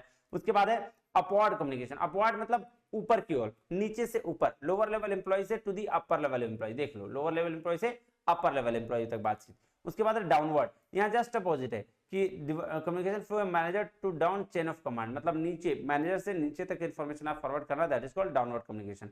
डायगोनल होता है जब all direction cuts across function and level of manager, बोला कहीं भी कोई भी किसी से बात कर रहा है, डायगोनल कम्युनिकेशन, ठीक है। चलो, classification on the basis of structure and purpose. Formal communication देखो क्या कह रहा है, the generally associated with the flow of information across the organization chain of command. और क्या है, ऑर्गेनाइजेशन चेन ऑफ कमांड के तहत होता है, मतलब ऑर्गेनाइजेशन में जो बातें होती है ना किसी भी ऑफिशियल ऑफिस में, उसको बोलते हैं। जैसे मार्केटिंग मैनेजर जो है सेंड करता है इन्विटेशन सारे डिस्ट्रीब्यूटर्स को कि भैया नया प्रोडक्ट आ गया है, आप इसको लॉन्च करते हुए देखिएगा और इसको मार्केट में रखिएगा। उसके बाद है इनफॉर्मल कम्युनिकेशन, वो कम्युनिकेशन जहां जिसको हम लोग ग्रेप वाइन भी कहते हैं। क्या कहते हैं, ग्रेप वाइन। देखो in organisation it is often called grapevine. Grapevine कहा जाता है जी। तो इसमें क्या होता है, इसमें मतलब बोले ना 10 से 6 की बातचीत जो होती है, आ बहन चुगली करे वाला बात, वो सारा बात होता है। चलो उसके बाद है types of information informal communication. उसके बाद 4 तरीके के इन्फॉर्मेशन होता है। एक तो single strand chain. Single strand मतलब जैसे होता है ना कि मैं किसी को नहीं बताऊंगा, बट क्या होता है कि हम सबसे स्पेसिफिक को बताते हैं, फिर वो किसी और स्पेसिफिक को बताता है, फिर वो अपने स्पेसिफिक और ऐसे ऐसे पते पते पते पूरा मोहल्ला में बात पता चल जाती है। उसको बोलते हैं सिंगल स्ट्रैंड चेन, कि एक पास गया, फिर दूसरा गया, फिर तीसरा गया, फिर चौथा गया, फिर बात पता चल गई। फिर एक क्लस्टर चेन। क्लस्टर चेन होता है ना कि हम क्या करते हैं, ये देखो, in this type of informational communication one person tells something to some of his friends, then they circulate among their close friends and the progress goes on। देख लो, तो यहाँ एक पर्सन कुछ कहता है अपने दूसरे पर्सन को, और वो अगेन कहते चला जाता है अदर पर्सन को। तो ये हो गया सीधा सीधी, इसमें कहीं कोई अपना पर्सनल वाला बात नहीं। और क्लस्टर में क्या होता है कि अपने फ्रेंड को बताया और वो फिर सर्कुलेट कर दिया, और वो सर्कुलेट कर दिया अपने क्लोज फ्रेंड्स को, फिर इस तरह से पूरा पूरा पूरा सबको जान गया। प्रोबेबिलिटी चेन क्या होता है कि भाई उसको बोलता है ना, भैया हम तुम्ही को बताएं किसी को, मतलब किसी एक रैंडम को बता दो। जैसे मान लो कोई कभी कभी क्या होता है ना कि कुछ बात गलती से निकल जाती है किसी रैंडम के पास, जब हम नहीं होते हैं। जैसे हम फ्रेंड्स बैठे हैं, कुछ नए फ्रेंड आए, कुछ किसी के बगल, मेरे वाले नहीं, मेरे दोस्त के दोस्त लोग हैं, और उनके बीच में हमने कुछ निकल गया, फिर वो क्या कि वो इन्फॉर्मेशन किसी और को दे दिया, और ऐसे ऐसे ऐसे क्या होता है, चेन बढ़ते जाता है। और गॉसिप चेन में तो भाई साहब वो होता है ना, जो बैठे होते हैं सब एक साथ, है ना, और वहां गॉसिप होती है, भाई साहब एक बार बात निकल गई फिर तो भगवान ही मालिक, वैसा वाला। उसके बाद है classification on the basis of channel. Channel के बेसिस पे क्लासिफिकेशन है। वर्बल कम्युनिकेशन और वर्बल में 2 टाइप्स। वर्बल मतलब होता है यूज ऑफ वर्ड्स और इन कम्युनिकेशन, किसके बेस पर, जिस या तो रिटन या ओरल। तो भैया जब हम यूज ऑफ वर्ड्स करते हैं, मतलब वर्ड्स के थ्रू हम बात करने की कोशिश करते हैं, चाहे वो रिटन हो या फिर ओरल, उसको हम लोग बोलते हैं वर्बल कम्युनिकेशन। देखो क्या कह रहा है, ऑरल कम्युनिकेशन क्या होता है, ऑरल कम्युनिकेशन वो कम्युनिकेशन होता है जब हम बोलकर चीजों को रिप्रेजेंट करते हैं और बोलकर लोगों को समझाने की कोशिश करते हैं, that is called oral communication. Oral communication में सबसे बढ़िया चीज जो होता है वो ध्यान देने वाला, वो होता है पिच और वॉल्यूम। पिच वॉल्यूम होता है हाई टोन, कितना आप कहाँ किस बात को, एक चीज ध्यान से समझिएगा कि जब भी आप बातचीत करते हैं ना, तो आपका पिच कहाँ हाई रहना चाहिए, कहाँ लो रहना चाहिए, ये बात आपको पता होना चाहिए। अब जैसे कोई चीज समझाना हो, कोई मोटिवेट करना हो, तो पिच क्या होगा, आप ऐसे करोगे, हाँ बच्चा लोग को पढ़ लेना चाहिए, हो जाएगा, समझ जाए हो, एकदम तेज से नहीं, उसके लिए आप हाई नोट लगाओगे, अरे तुम्हें जबरदस्त तरीके से पढ़ना चाहिए, नेट है तुम्हारा, जेआरएफ है, तुम अचीव कर लोगे, दैट इज कॉल्ड पिच। तुम्हारा हाई होना चाहिए, लोग कहाँ ये पता होना चाहिए। फिर उसी तरीके से बात करते हैं रेट की।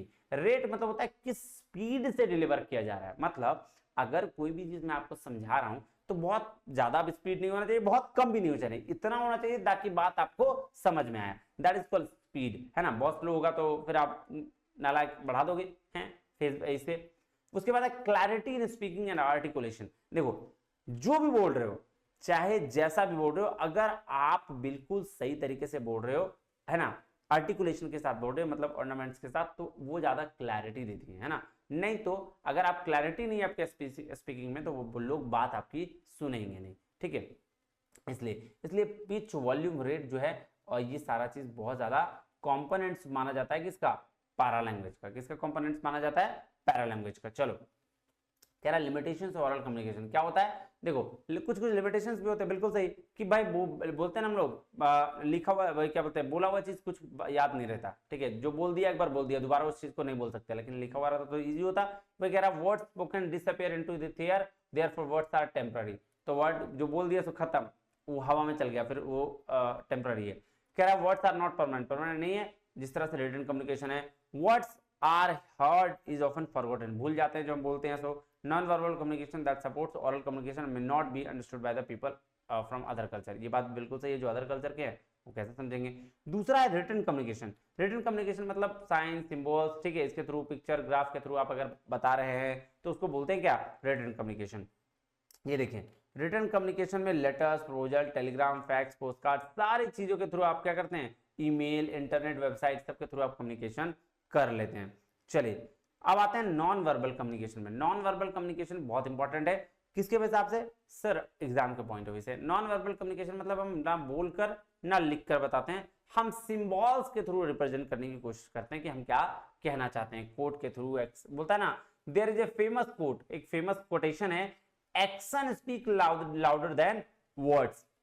जैसे हम कभी भी क्या होता है ना कि कोई चीज़ हमारी बेइज्जती कर देता है तो हम कहते हैं ना कि भैया हम मुंह से कुछ नहीं बोलेंगे, हमारा काम बताएगा।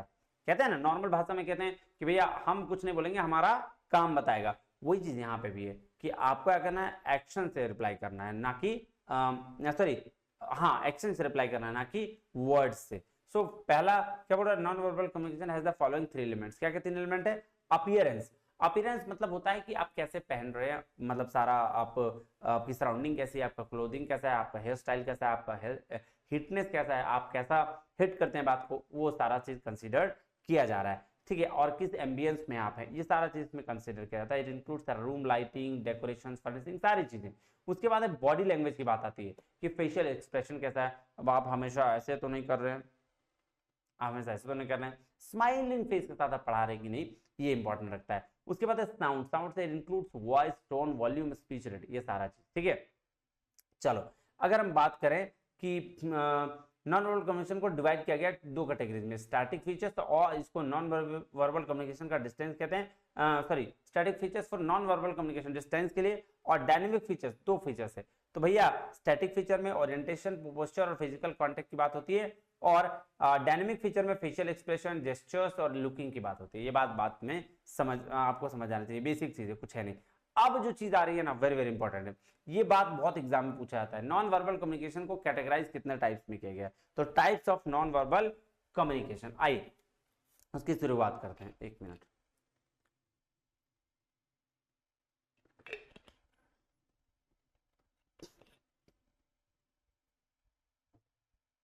चलिए देखिए, अगर हम बात करें पैरालिंग्विस्टिक की, तो पैरालिंग्विस्टिक में हम देखते हैं कि वॉल्यूम, स्पीड, इनोटेशन, वॉइस का कैसा है। इसीलिए यहाँ पे मेहराबियन मॉडल ने कहा है 73855 रूल। क्या है? 73855 का रूल ये कहता है V3 rule, verbal, vocal and visual. क्या कहते हैं? वर्बल, वोकल एंड विजुअल का रूल कहते हैं कि वो जो भी होता है ना, वर्ड से जो हमें बोला गया होता है ना, वो 7% समझ में आता है।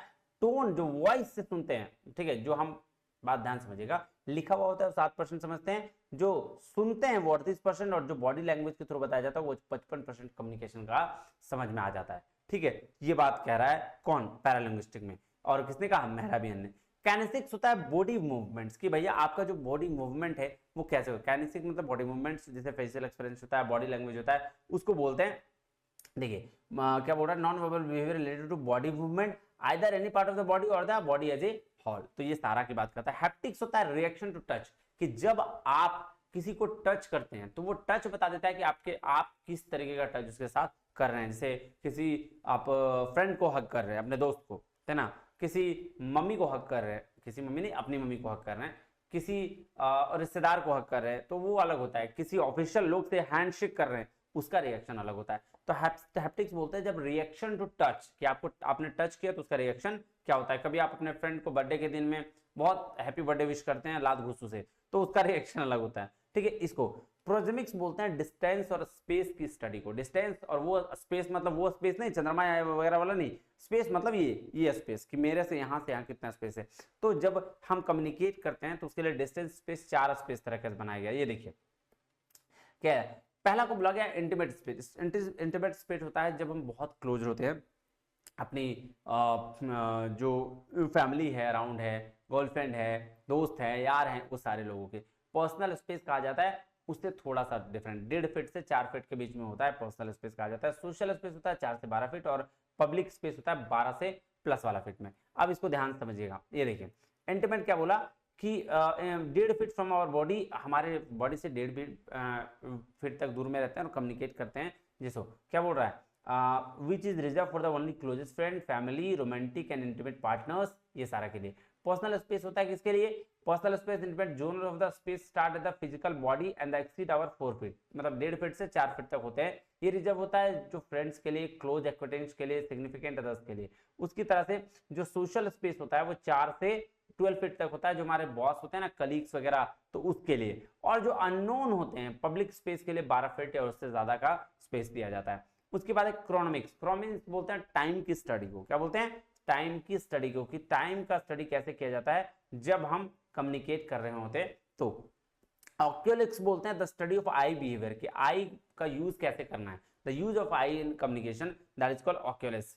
वोकैलिक्स बोलते हैं वॉइस की स्टडी को, vocalics is the study of para language, मतलब वॉइस का यूज कैसे करना है। पैरा लैंग्वेज मींस क्या, वही 7 38 55 या फिर पिच वॉल्यूम और ये टोन कि कितना हाई होना चाहिए कितना लो होना चाहिए, पिच कैसा होना चाहिए, ये सारा चीज इसको बोलते हैं वोकैलिक्स। ऑल्फैटिक्स बोला जाता है स्टडी ऑफ स्मेल इन ऑल्फैटिक्स, बोलता है क्या बोलते हैं, स्टडी ऑफ स्मेल कि हम जो सूंघते हैं वो कैसे होता है उसको बोलते हैं ऑल्फैटिक्स। फिर है फिजिकल अपीयरेंस कि कैसा है आपका फिजिकल अपीयरेंस, मतलब आप कैसे पहन वहन के निकलते हैं, कैसा आप आपका ये है क्या बोलते हैं एटीट्यूड है, ठीक है। चलिए देखिए प्रोक्सेमिक्स डिस्टेंस स्पेस की study, haptics reaction to touch, kinesics body movements, chronemics time study, oculesics use of eye in communication, vocalics voice animations, olfactics sense of smell. बात समझ में आई जी सर। चलिए उसके बाद हम करते हैं कम्युनिकेशन नेटवर्क की बात। नेटवर्क क्या होता है, मतलब कम्युनिकेशन नेटवर्क कहने का मतलब है कि पैटर्न कि एक ऑर्गेनाइजेशन में कम्युनिकेशन का फ्लो कैसे होता है ना, एक ऑर्गेनाइजेशन में कम्युनिकेशन का फ्लो कैसा होता है, that pattern is known as communication network. आ जाओ वर्टिकल नेटवर्क की अगर हम बात करें तो ये देखो सुपीरियर सबऑर्डिनेट से बात करता है, सबऑर्डिनेट सुपीरियर से बात करता है, इसको बोलते हैं क्या आपका ये कौन सा वर्टिकल नेटवर्क। अगर हम सर्कल नेटवर्क बात करें या सर्किट नेटवर्क की बात करें तो सर्कल नेटवर्क क्या होता है कि एक बीच में होता है, ठीक है, यहां से मैसेज गया, यहां से इसके पास आया, ये फीडबैक दिया और फिर इसके पास रिटर्न आया, तो that is called circle network. उसके बाद है चेन नेटवर्क। चेन नेटवर्क क्या होता है ये बात ध्यान से देखो, हम आपको बताते हैं सर्कल नेटवर्क का एक चीज और। सर्कल नेटवर्क जो होता है बीच में होता है ना, देखो इसको पढ़ो समझ में आ जाएगा। कह रहा है mister A sends the message to mister B and after receiving the mister B communication the feedback message to mister A so the communication text between form a circuit. देख रहे हो, तो क्या कर रहा है, ए इसको दे रहा है, बी इधर या यहां से आया फीडबैक दे दिया, ऐसे इसको बोलते हैं सर्कल। चेन नेटवर्क में क्या होता है, ये इसको ध्यान समझना, चेन नेटवर्क में क्या होता है कि यहां से यहां गया और फिर इसके बाद से आगे बढ़ते चला गया, इस तरह की कम्युनिकेशन होती है। व्हील नेटवर्क एक नेटवर्क है, एक नेटवर्क से फिर कम्युनिकेशन जाता है चारों तरफ में, उसको बोलते हैं क्या व्हील नेटवर्क। और स्टार नेटवर्क होता है कहीं से कोई भी कम्युनिकेट कर रहा है, देख लो कहीं से भी कोई भी कम्युनिकेट कर रहा है, यहाँ एक हेड है और एक ही हेड सबसे कम्युनिकेट कर रहा है, लेकिन अगर बात करें हम स्टार नेटवर्क की तो ये कहीं से भी कोई भी कम्युनिकेट कर रहा है। तो यहाँ पे दो तरीके की बात कही जाती है, एक को सेंट्रलाइज्ड अप्रोच कहा जाता है, एक को डिसेंट्रलाइज्ड। तो सेंट्रलाइज्ड अप्रोच में कौन कौन आएंगे, जो सेंटर में सेंट्रलाइज्ड अप्रोच है, ये सेंट्रलाइज्ड है ना, बाकी डिसेंट्रलाइज्ड अप्रोच है, ठीक है, डिसेंट्रलाइज्ड अप्रोच है। चलो अब है unit number 3, very very very important question बहुत पूछे जाते हैं इससे भाई साहब, बहुत ज्यादा। चलो क्या कह रहा है, effective communication and it's barriers. अब भाई साहब इफेक्टिव कम्युनिकेशन का क्या मतलब होता है, देखो एक लाइन में खत्म करता हूं उसको। इफेक्टिव कम्युनिकेशन उसको कहा जाता है जब आप कुछ बात किसी को समझा रहे हो और उस बात का वो चीज समझ गया हो सामने वाला, उसी मीनिंग जिस मीनिंग में आप समझाना चाह रहे हो। अगर हम कम्युनिकेशन का मतलब आपको समझा रहे हैं और कम्युनिकेशन का मतलब आप बिल्कुल सही समझ गए तो उसको बोलते हैं कि इफेक्टिव कम्युनिकेशन तब जब उसने फीडबैक दे दिया, कहा कि भैया मेरे को कम्युनिकेशन समझ में आ गई। क्लियर है बात, फिर से बोल रहा हूं, कम्युनिकेशन इफेक्टिव तब होता है जब जिस बात को आप समझाना चाह रहे हो वो बात जब सामने वाला समझ जाता है और आपको फीडबैक दे देता है, दैट्स इट, ठीक है। अब इफेक्टिव कम्युनिकेशन के कैरेक्टरिस्टिक्स होते हैं, एक होता है 7 C's कम्युनिकेशन और एक होता है 4S कम्युनिकेशन। ये दो मेथड है जिसके थ्रू कम्युनिकेशन इफेक्टिव किया जा सकता है। आइए हम उसकी बात करते हैं। सबसे पहला है क्लियर मैसेज। क्या है 7 C में पहला C है, नहीं वो 7 C बाद में पढ़ेंगे, पहले आ जाओ कैरेक्टरिस्टिक्स पढ़ लेते हैं। कुछ कैरेक्टरिस्टिक्स हैं, 7 C भी है लेकिन पहले से कैरेक्टरिस्टिक्स पढ़ लो। देखो कह रहा है क्लियर मैसेज, जो भी मैसेज देना चाह रहे हैं क्लियर मैसेज दीजिए, कोई भी ऐसा मैसेज हो जो इधर उधर दाएं बाएं करके मत दीजिए, करेक्ट मैसेज दीजिए। अगर आप कुछ बोलना चाह रहे हैं तो करेक्ट चीज बोलिए, गलत चीज मत बोलिए, कंप्लीट मैसेज बोलिए, आधा बात छोड़ के आधा घर में मत रखिए। प्रिसाइज होना चाहिए, मतलब बहुत ज्यादा लंबा चौड़ा नहीं होना चाहिए, एक्यूरेसी के साथ होना चाहिए, एक्यूरेट होना चाहिए, रिलायबल होना चाहिए, मतलब कंसिस्टेंट होना चाहिए, लिंक्ड अप में होना चाहिए, consideration for the recipients, senders courtesy, ये भी होनी चाहिए, सेंडर्स की कर्टेसी होनी चाहिए। तो ये बात हो रहा है 7 C ऑफ कम्युनिकेशन। आ जाओ देखो 7 C में बोला कंप्लीटनेस, मतलब कंप्लीटनेस का क्या मतलब हुआ कि give enough information so the audience can understand. बोल रहा है भाई साहब कंप्लीट 7 C में सबसे पहले बात करेगी कंप्लीटनेस की। इसमें इन्होंने कहा कि आप इतना इंफॉर्मेशन दे दीजिए ताकि ऑडियंस क्या हो सके, अंडरस्टैंड कर सके जो आप बोलना चाह रहे हैं, दैट इज कॉल्ड कंप्लीटनेस, ठीक है, ये 7C ऑफ इफेक्टिव कम्युनिकेशन है कि कैसे कम्युनिकेशन इफेक्टिव हो सकता है। उसके बाद एक कर्टेसी, कर्टेसी होता है be polite in professional tone, मतलब पोलाइट रहिए, बहुत ज्यादा गुस्सा होने की जरूरत नहीं है, प्रोफेशनल टोन में रहिए। फिर कह रहा है क्लैरिटी, क्लैरिटी मतलब main idea easily identified and understood, जो मेन आइडिया है वो इजिली आइडेंटिफाई उनको किया जा सकता है और उसको अंडरस्टूड किया जा सकता है। उसके बाद है करेक्टनेस, करेक्टनेस मतलब होता है जब आप इंफॉर्मेशन वर्ड चॉइस कर रहे हो या फिर ग्रामर होना जो दे रहे हो बिल्कुल सही होना चाहिए। ऐसा नहीं कि आप कुछ भी किसी भी तरीके से बता दे रहे हो, ऑडियंस करेक्ट नहीं कर पाएगी आपसे। अगर आप सही इंफॉर्मेशन नहीं दे रहे हो, करेक्ट ग्रामर नहीं बोल रहे हो, तो आपसे ऑडियंस कनेक्ट नहीं कर पाएगी।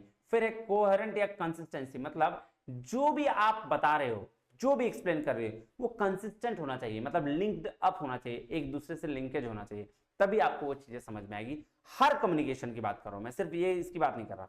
उसके बाद एक कंक्रीट वे में दीजिए, मतलब स्पेसिफिक एग्जांपल्स दीजिए, एक्सप्लेनेशन करिए, तो वो सारा चीज बच्चे को समझ में आना चाहिए। कंसाइजनेस मतलब होता है gets to the point without using unneeded words, बोल रहा है कि भैया हमेशा टॉपिक पे रहिए, भटकिए मत, इधर उधर का बात करिएगा तो दिक्कत होगा, ठीक है। अननीडेड वर्ड्स और इमेजेस की बात नहीं करनी चाहिए। ये है 7 C's ऑफ कम्युनिकेशन। इसको रखने से क्या होगा, आप अच्छा कम्युनिकेशन कर पाएंगे आपके। और उसके बाद है 4S, 4S का होता है शॉर्टनेस, मतलब होता है इकोनॉमाइज, मतलब message should be brief so it is communicated faster, flooding high sounds words does not create an impact.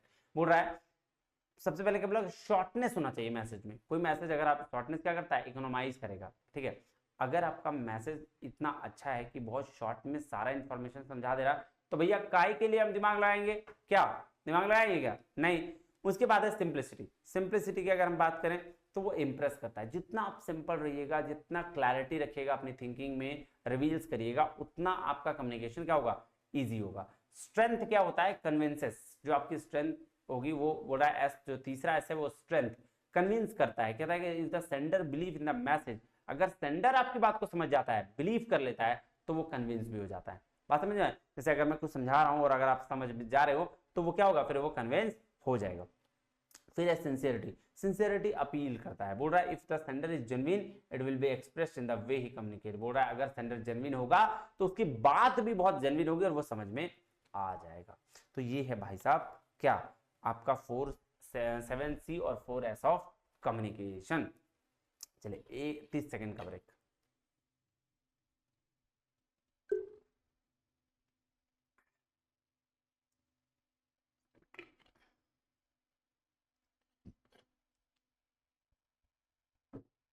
चला जाए, ठीक है। अब कहां चले, barriers to effective communication I, ठीक है।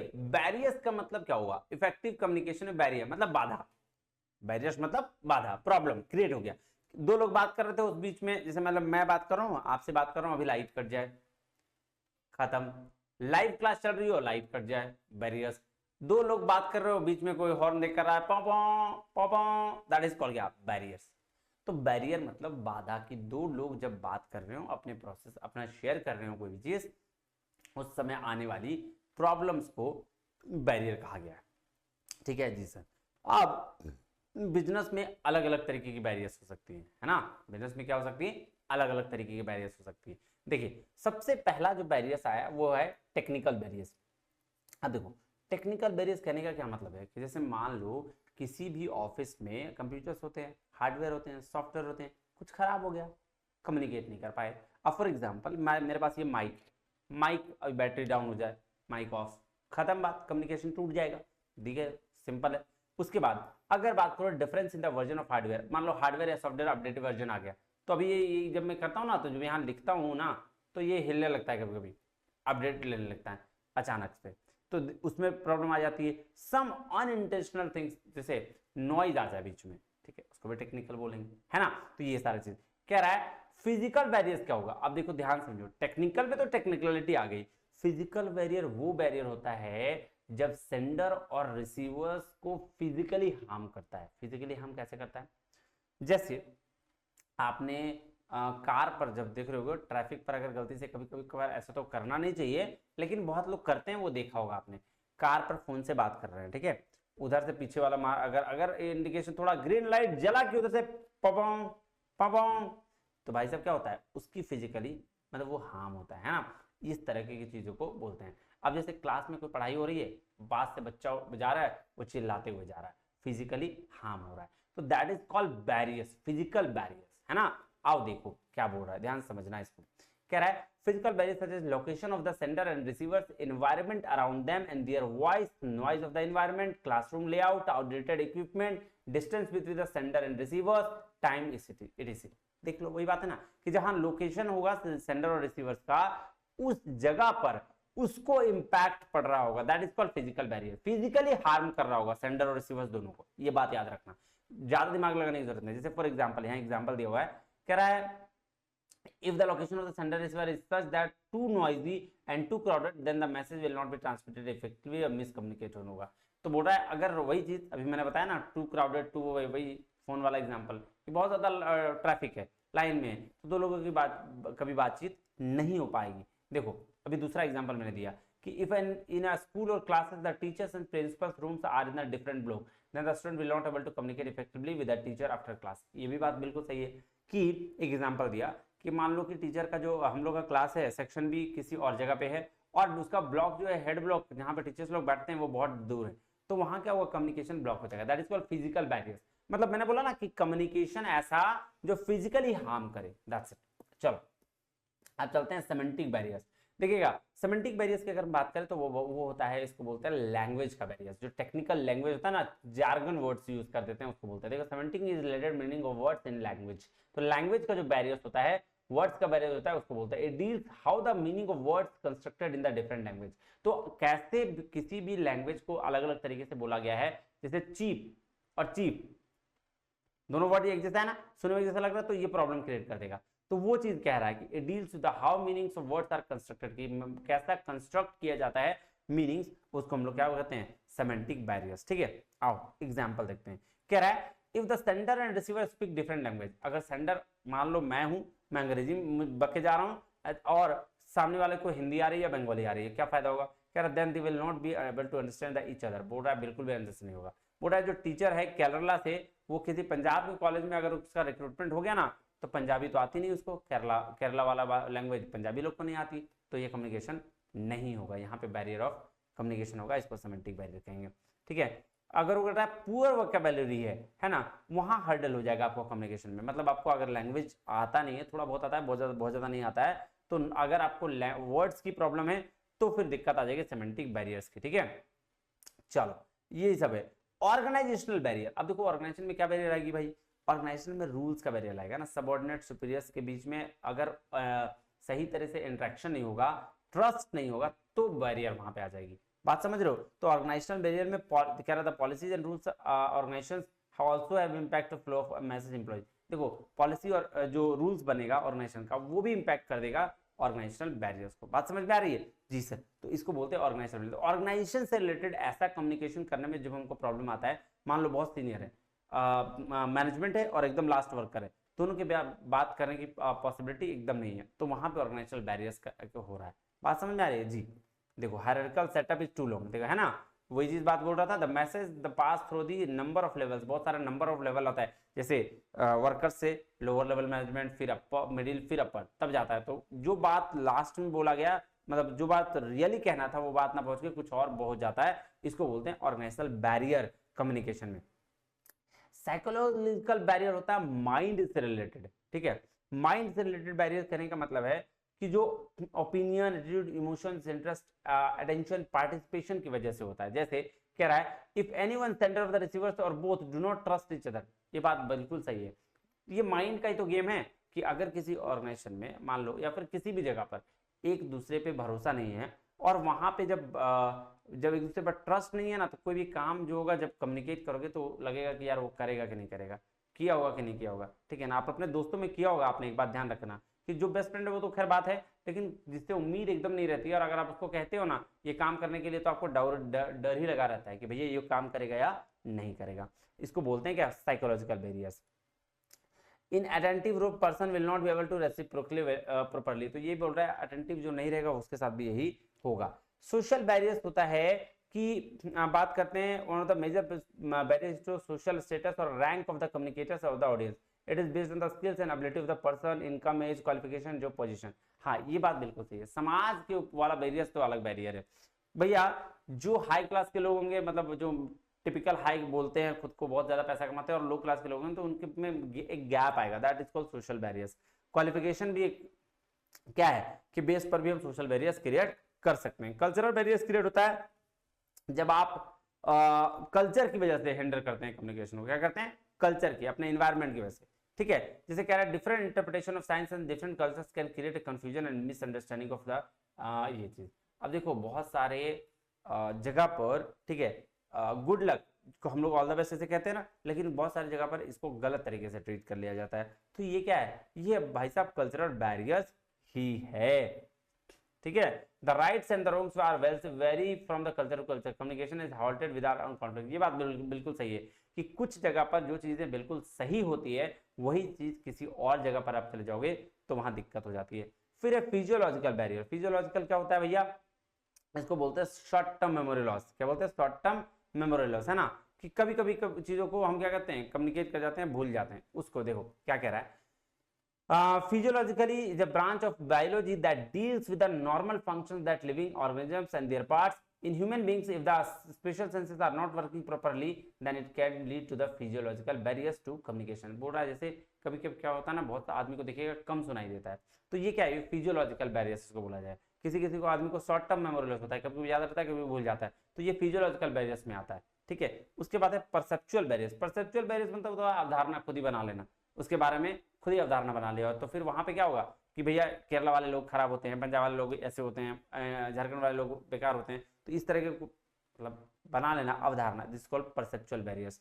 एटीट्यूड बैरियर्स क्या होता है भैया? एटीट्यूड मतलब नजरिया, जो नजरिया के हिसाब से अपना बैरियर्स लगाते हैं। इमोशनल बैरियर्स भी वही है, इमोशन के हिसाब से बात करता है, ठीक है। इमोशन हर कुछ हो सकता है भाई। इमोशन बैरियर कहने का मतलब ऐसा नहीं है कि सिर्फ रोना गाना है, हंसना भी वो एक इमोशन है ना। इमोशन इज समथिंग एल्स, कुछ भी कनेक्शन बना लो, हंसना, रोना, किसी को प्यार करना, सारा इमोशन ही होता है, नहीं जी सर। चलिए, लिंग्विस्टिक बैरियर और सेमेंटिक बैरियर ऑलमोस्ट सेम है। लिंग्विस्टिक बैरियर क्या होता है? सेमेंटिक बैरियर का ही पार्ट है, ठीक है। यहाँ language barrier is one of the main barriers of limit effective communication. कह रहा limit is the most commonly employed tool of communication. The fact each major reason its own language one of the barrier. हाँ, ये बात बिल्कुल सही है। Linguistic barrier मतलब language barrier, जब दो अलग अलग, सोचो ना यार, इंडिया में कितनी लैंग्वेज बोली जाती है, तो हर 10 किलोमीटर में भाषा चेंज हो जाता है ना जी। तो इसीलिए लिंग्विस्टिक बैरियर बोलते हैं जब आप दो कल्चर में, दो गांव में या दो अलग अलग जगह के बीच में जब बैरियर आ जाता है, उसको बोला जाता है लिंग्विस्टिक बैरियर। देखो उसका फर्क क्या है? सेमेंटिक बैरियर वहां जार्गन्स की वजह से होते हैं, वर्ड्स की कमी की वजह से होते हैं, है ना। लेकिन यहाँ जो है, यहाँ लैंग्वेज जो बोला जाता है ना, जो भाषाएं अलग अलग जगह में बोली जाती है, उसकी वजह से बैरियर राज हुआ, तो उसको बोलते हैं क्या? उसको बोलते हैं आपका लिंग्विस्टिक बैरियर, ठीक है जी sir. Some additional barrier, filtering, selective perception, information overload, ठीक है। देखो ये सब बेसिक चीज है। फिल्टरिंग मतलब कोई चीज को फिल्टर करके बोलना, जो अलग अलग, जैसे मान लो मैंने 10 रुपया बोला, मैंने बोला यार वो 10, पता है वो एक दिन ना वो गलती से वहां पे गिर गया था, अब तुम उसको लपेट के बोल रहे हो, फिल्टर करके बोल रहे हो, अरे गिरा नहीं था, वो नली में गिर गया था, ठीक है। ऐसा इसको बोलते हैं फिल्टरिंग। ये एक तरह का बैरियर, मतलब इस तरह का फिल्टर कर देना। सेलेक्टिव परसेप्शन होता है आप अपने ही मन की कुछ बात मान लो, ये सब परसेप्शन के टाइप से। इंफॉर्मेशन ओवरलोड, ज्यादा इंफॉर्मेशन ले लोगे तो भी आपका क्या होगा, वो सारा आपका बैरियर आएगा कम्युनिकेशन में। बस इतना ही। अब आ गया है क्लासरूम कम्युनिकेशन। क्लासरूम कम्युनिकेशन से सवाल बहुत पूछे जाते हैं, अथा मतलब जितना बोल दो उससे ज्यादा ही, ठीक है। आ जाओ हम क्लासरूम कम्युनिकेशन की भी शुरुआत करते हैं। एक सेकंड,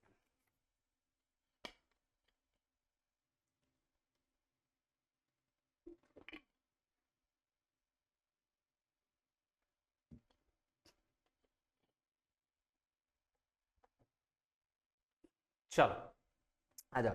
क्लासरूम कम्युनिकेशन का क्या मतलब हुआ? देखो तो यार भाई साहब, क्लास में होने वाला कम्युनिकेशन, सिंपल सी बात है कि जो क्लास में हम लोग बातचीत करते हैं, वो सारे चीज किसके बीच में? टीचर और स्टूडेंट के बीच। सिंपल जी सर। तो भाई कह रहा है classroom communication involves interaction between the teacher and students. किसके बात में? टीचर और स्टूडेंट के बीच में। और it is very important as there is sharing knowledge and experience through the interaction. तो बोला ये बहुत जरूरी है कि इंटरेक्शन के थ्रू क्लास में क्या हो, एक्सपीरियंस हो। Classroom communication will be effective when only there is two way flow of communication. ये बात बिल्कुल सही है। अगर क्लासरूम में वन वे फ्लो हो रहा है, यानी टीचर पढ़ा रहा है और बच्चे नींद आ रहा है पूरा ऐसे, है ना, तो फिर क्या हुआ, ये वन वे फ्लो और ये गलत तरीका है। बच्चों के साथ अब आपको कनेक्ट, इंटरेक्टिव कम्युनिकेशन करना होगा, तब जाके वो आपकी बात को समझ पाएंगे, वरना तो फिर 1 मिनट का शॉर्ट्स काफी है ना। चलो, तो वही कह रहा है, if there is only one way communication such as lecturing then it will not be effective, so education will not be able to stare their queries and clarify their doubts. नहीं, सबसे बड़ा चीज जो क्लासरूम कम्युनिकेशन का होना चाहिए कि आपको ऑप्शन देना है बच्चों को कि भैया पूछो, जितना सवाल पूछना है पूछो, उनको खोलो, उनको बोलो कि भैया सवाल पूछो, तुम जितना पूछ सकते हो। सो क्या कह रहा है, there is scope for immediate feedback in the classroom, तुरंत इमीडिएट फीडबैक होना चाहिए क्लासरूम में, and teacher and students are in the direct contact होना चाहिए। Feedback can use be to plan future activities and move make improvements के लिए किया जाना चाहिए। कह रहा है teacher has to play different role, अलग अलग रोल उसको प्ले करना पड़ता है, फैसिलिटेटर, मेंटर, मोटिवेटर, गाइड, ये सारा चीज का। With the changing world and increase use of technology every sphere there are changes in the classroom communication as well. ये तो बात बिल्कुल सही है कि बहुत सारे टेक्नोलॉजी जो आ गई है, बहुत सारे चेंजेस हुआ है, तो भैया क्लासरूम कम्युनिकेशन में भी चेंजेस होना है। कह रहा है is purposive, pragmatic and positive, बिल्कुल सही है, पर्पस वाला भी होना चाहिए, प्रैग्मेटिक भी होना चाहिए और पॉजिटिव भी होना चाहिए। Take place in the form of lecturing, explaining, demonstrating, discussion, presentation, debates, dialogues, ये सारा अब नया नया तरीका हो चुका है तरीके से। देखो मैं यूट्यूब के थ्रू आपको पढ़ा रहा हूँ, प्रेजेंट कर रहा हूँ, तो ये चीज कह रहा है how effectively manage the classroom communication, कैसे आप क्लासरूम कम्युनिकेशन को इफेक्टिवली मैनेज कर सकते हो। तो आइए बच्चा इसकी शुरुआत करते हैं। सबसे पहले अगर हम बात करें, बी क्लियर, क्लियर रहिए कि आपको क्या पढ़ाना है। बोल रहा है when communicating with the student try to be always clear about what you want to say. ये चीज जब तक क्लियर नहीं कर पाओगे क्लास में नहीं पढ़ा पाओगे। अभी तो मैं कोई नहीं बोल पा रहा हूं, जब कॉलेज में पढ़ाओगे ना, किसी जगह पे जाओगे, लेक्चरर बनोगे, तो वहां पे बच्चे सर खा जाएंगे, ठीक है, ये बात ध्यान रखना। इसीलिए क्या बोलना है ये क्लियर होना चाहिए आपको कभी भी कम्युनिकेट करने के टाइम में। कीप इट प्रिसाइज, मतलब एक सिंपल रूल है, किस करो, किस करो मतलब नालायक वो किस नहीं, keep it short and simple. क्या है, keep it short and simple with stands, है ना, keep stands for keep it short and simple. तो जितना शॉर्ट सिंपल रखोगे उतनी आपकी तरीके से कम्युनिकेशन इफेक्टिव होगी, ठीक है। चलो, टेक आर्टफुल पॉजेज। आप देखो ऐसा है कि पढ़ाना आना चाहिए, ठीक है। आर्टफुल पॉजेज का मतलब होता है कि भैया थोड़ा रुको, थोड़ा समझाओ, थोड़ा उनसे भी पूछो और तब करो। कंटिन्यूअसली खुद ही मत बोला चले जाओ, है ना। थोड़ा सा समझो, थोड़ा समझाओ, पूछो, इंटरेक्ट करो और तब क्लासेस लो, ठीक है। इसके लिए इसको बोलते हैं इफेक्टिव लिसनर, तो सॉरी इफेक्टिव कम्युनिकेटर, है ना। तो पूरा ये सारा चीज बात करने में एक साथ मत गुजारिए, थोड़ा देर साइलेंट हो जाइए, थोड़ा देर देखिए कि बच्चे क्या समझना चाह रहे हैं। इसको बोलते हैं artful pauses. Know your students, अपने हर स्टूडेंट को आपको जानना चाहिए, कैसे हैं, वीक हैं, ज्यादा तेज हैं, कैसे किस तरीके से वो काम करते हैं, वो सारा चीज आपको जानना चाहिए। बी ह्यूमरस, ह्यूमरस का मतलब होता है सिर्फ पढ़ाइए मत उसको, मतलब बहुत ज्यादा स्ट्रिक्ट मत रहिए, हंसी मजाक कॉमेडी करते रहिए ताकि बच्चों का मन लगा रहे, है ना। कॉमेडी में ही सिखा दीजिए, कुछ हंसी मजाक करते रहना है। चलिए, क्या teacher should be humorous so that the student can enjoy the learning, ये बात बिल्कुल सही है। अब ऐसा स्ट्रिक्ट बैठे पड़े रहोगे सब, है ना, नौटंकी करते जब तक चुपचाप एकदम हमारे टीचर है, हम टीचर है, हम कुछ भी कर सकते हैं, तो नहीं काम चलता है, फिर बच्चे समझेंगे। चलो, एम्पैथेटिक होना चाहिए टीचर को। क्या होना चाहिए, एम्पैथेटिक, मतलब क्यों, क्योंकि भैया टीचर भी कभी स्टूडेंट था, सास भी कभी बहू थी, तो वही हाल है कि भैया तुम भी कभी स्टूडेंट थे, तो उसको फीलिंग को समझना चाहिए, उसको कहना चाहिए बच्चा अरे हम समझ रहे हैं यार, कोई बात नहीं, चलो चलो एंजॉय करो, थोड़ा जाओ। तो empathy and sympathy are two different emotions, ये बात बिल्कुल है। सिंपैथी दी जाती है किसी और को उसके इमोशंस के लिए, लेकिन एम्पैथी दी जाती है सेम इमोशंस जो मेरे साथ भी बीत चुकी है, सेम घटना अगर मेरे साथ भी बीत चुकी है और हम उसको एम्पैथी देते हैं। लेकिन अगर कोई घटना किसी के साथ घटी है तो हम आगे जाके उसको इमोशंस जता रहे हैं, तो दैट इज कॉल्ड सिंपैथी। बात समझ रहे हो जी सर। चलिए, प्रमोट इक्विटी, इक्विटी इक्वल भावना प्रमोट करना चाहिए। किसी को ऐसा नहीं कि बहुत ज्यादा जो तेज है उसको हम बड़ा समझ रहे हैं, जो कम है उसको छोटा, ऐसा कभी नहीं करना चाहिए। एक टीचर को कभी ये चीज नहीं होना चाहिए। लेट स्टूडेंट आस्क क्वेश्चन, ये तो सबसे बड़ा, मुझे जो सबसे अच्छा लगता है यही चीज लगता है, let students ask question. Student को क्वेश्चन पूछना चाहिए और पूछने देना चाहिए, कि भैया टीचर की रिस्पॉन्सिबिलिटी है कि बच्चे को खोलिए, बच्चे को जितना आपसे सवाल करेंगे उतनी नई चीजें सीखेंगे, तो वो इससे आपका भी बेनिफिट होगा, वो सवाल पूछेंगे और आपको अगर नहीं आ रहा होगा तो आप उसके लिए बेहतर प्रिपरेशन करेंगे। तो इसलिए हमेशा क्या होता है, लेट स्टूडेंट्स आस्क क्वेश्चन, हमेशा स्टूडेंट को क्वेश्चन पूछने देना चाहिए। चलिए क्वेश्चन बोल रहा हूँ यार, इनकरेज स्टूडेंट पार्टिसिपेशन 100%। कोई स्टूडेंट अगर कुछ करना चाह रहा है, कुछ नए इनोवेटिव तरीके से कुछ बोलना चाह रहा है, इंकरेज करिए उसको, उसके पार्टिसिपेशन को, है ना। ये नहीं इसको डिमोटिवेट करके बैठा दो, चुप बैठो नालायक, ऐसा नहीं करना चाहिए। Understand facial expression of student. अब देखो ये होता है जब आप सामने रहोगे, जैसे मान लो कॉलेज में जा रहे हो पढ़ाने के लिए और वहां पे क्या है ना, आप कुछ बोले तो ना फेशियल एक्सप्रेशन से आपको पकड़ में आ जाना चाहिए कि बच्चे समझे है या नहीं समझे। हुए समझ जाएंगे तो यस सर, और नहीं समझेंगे तो ऐसे बैठे रहेंगे, है ना। ये वाला चीज है।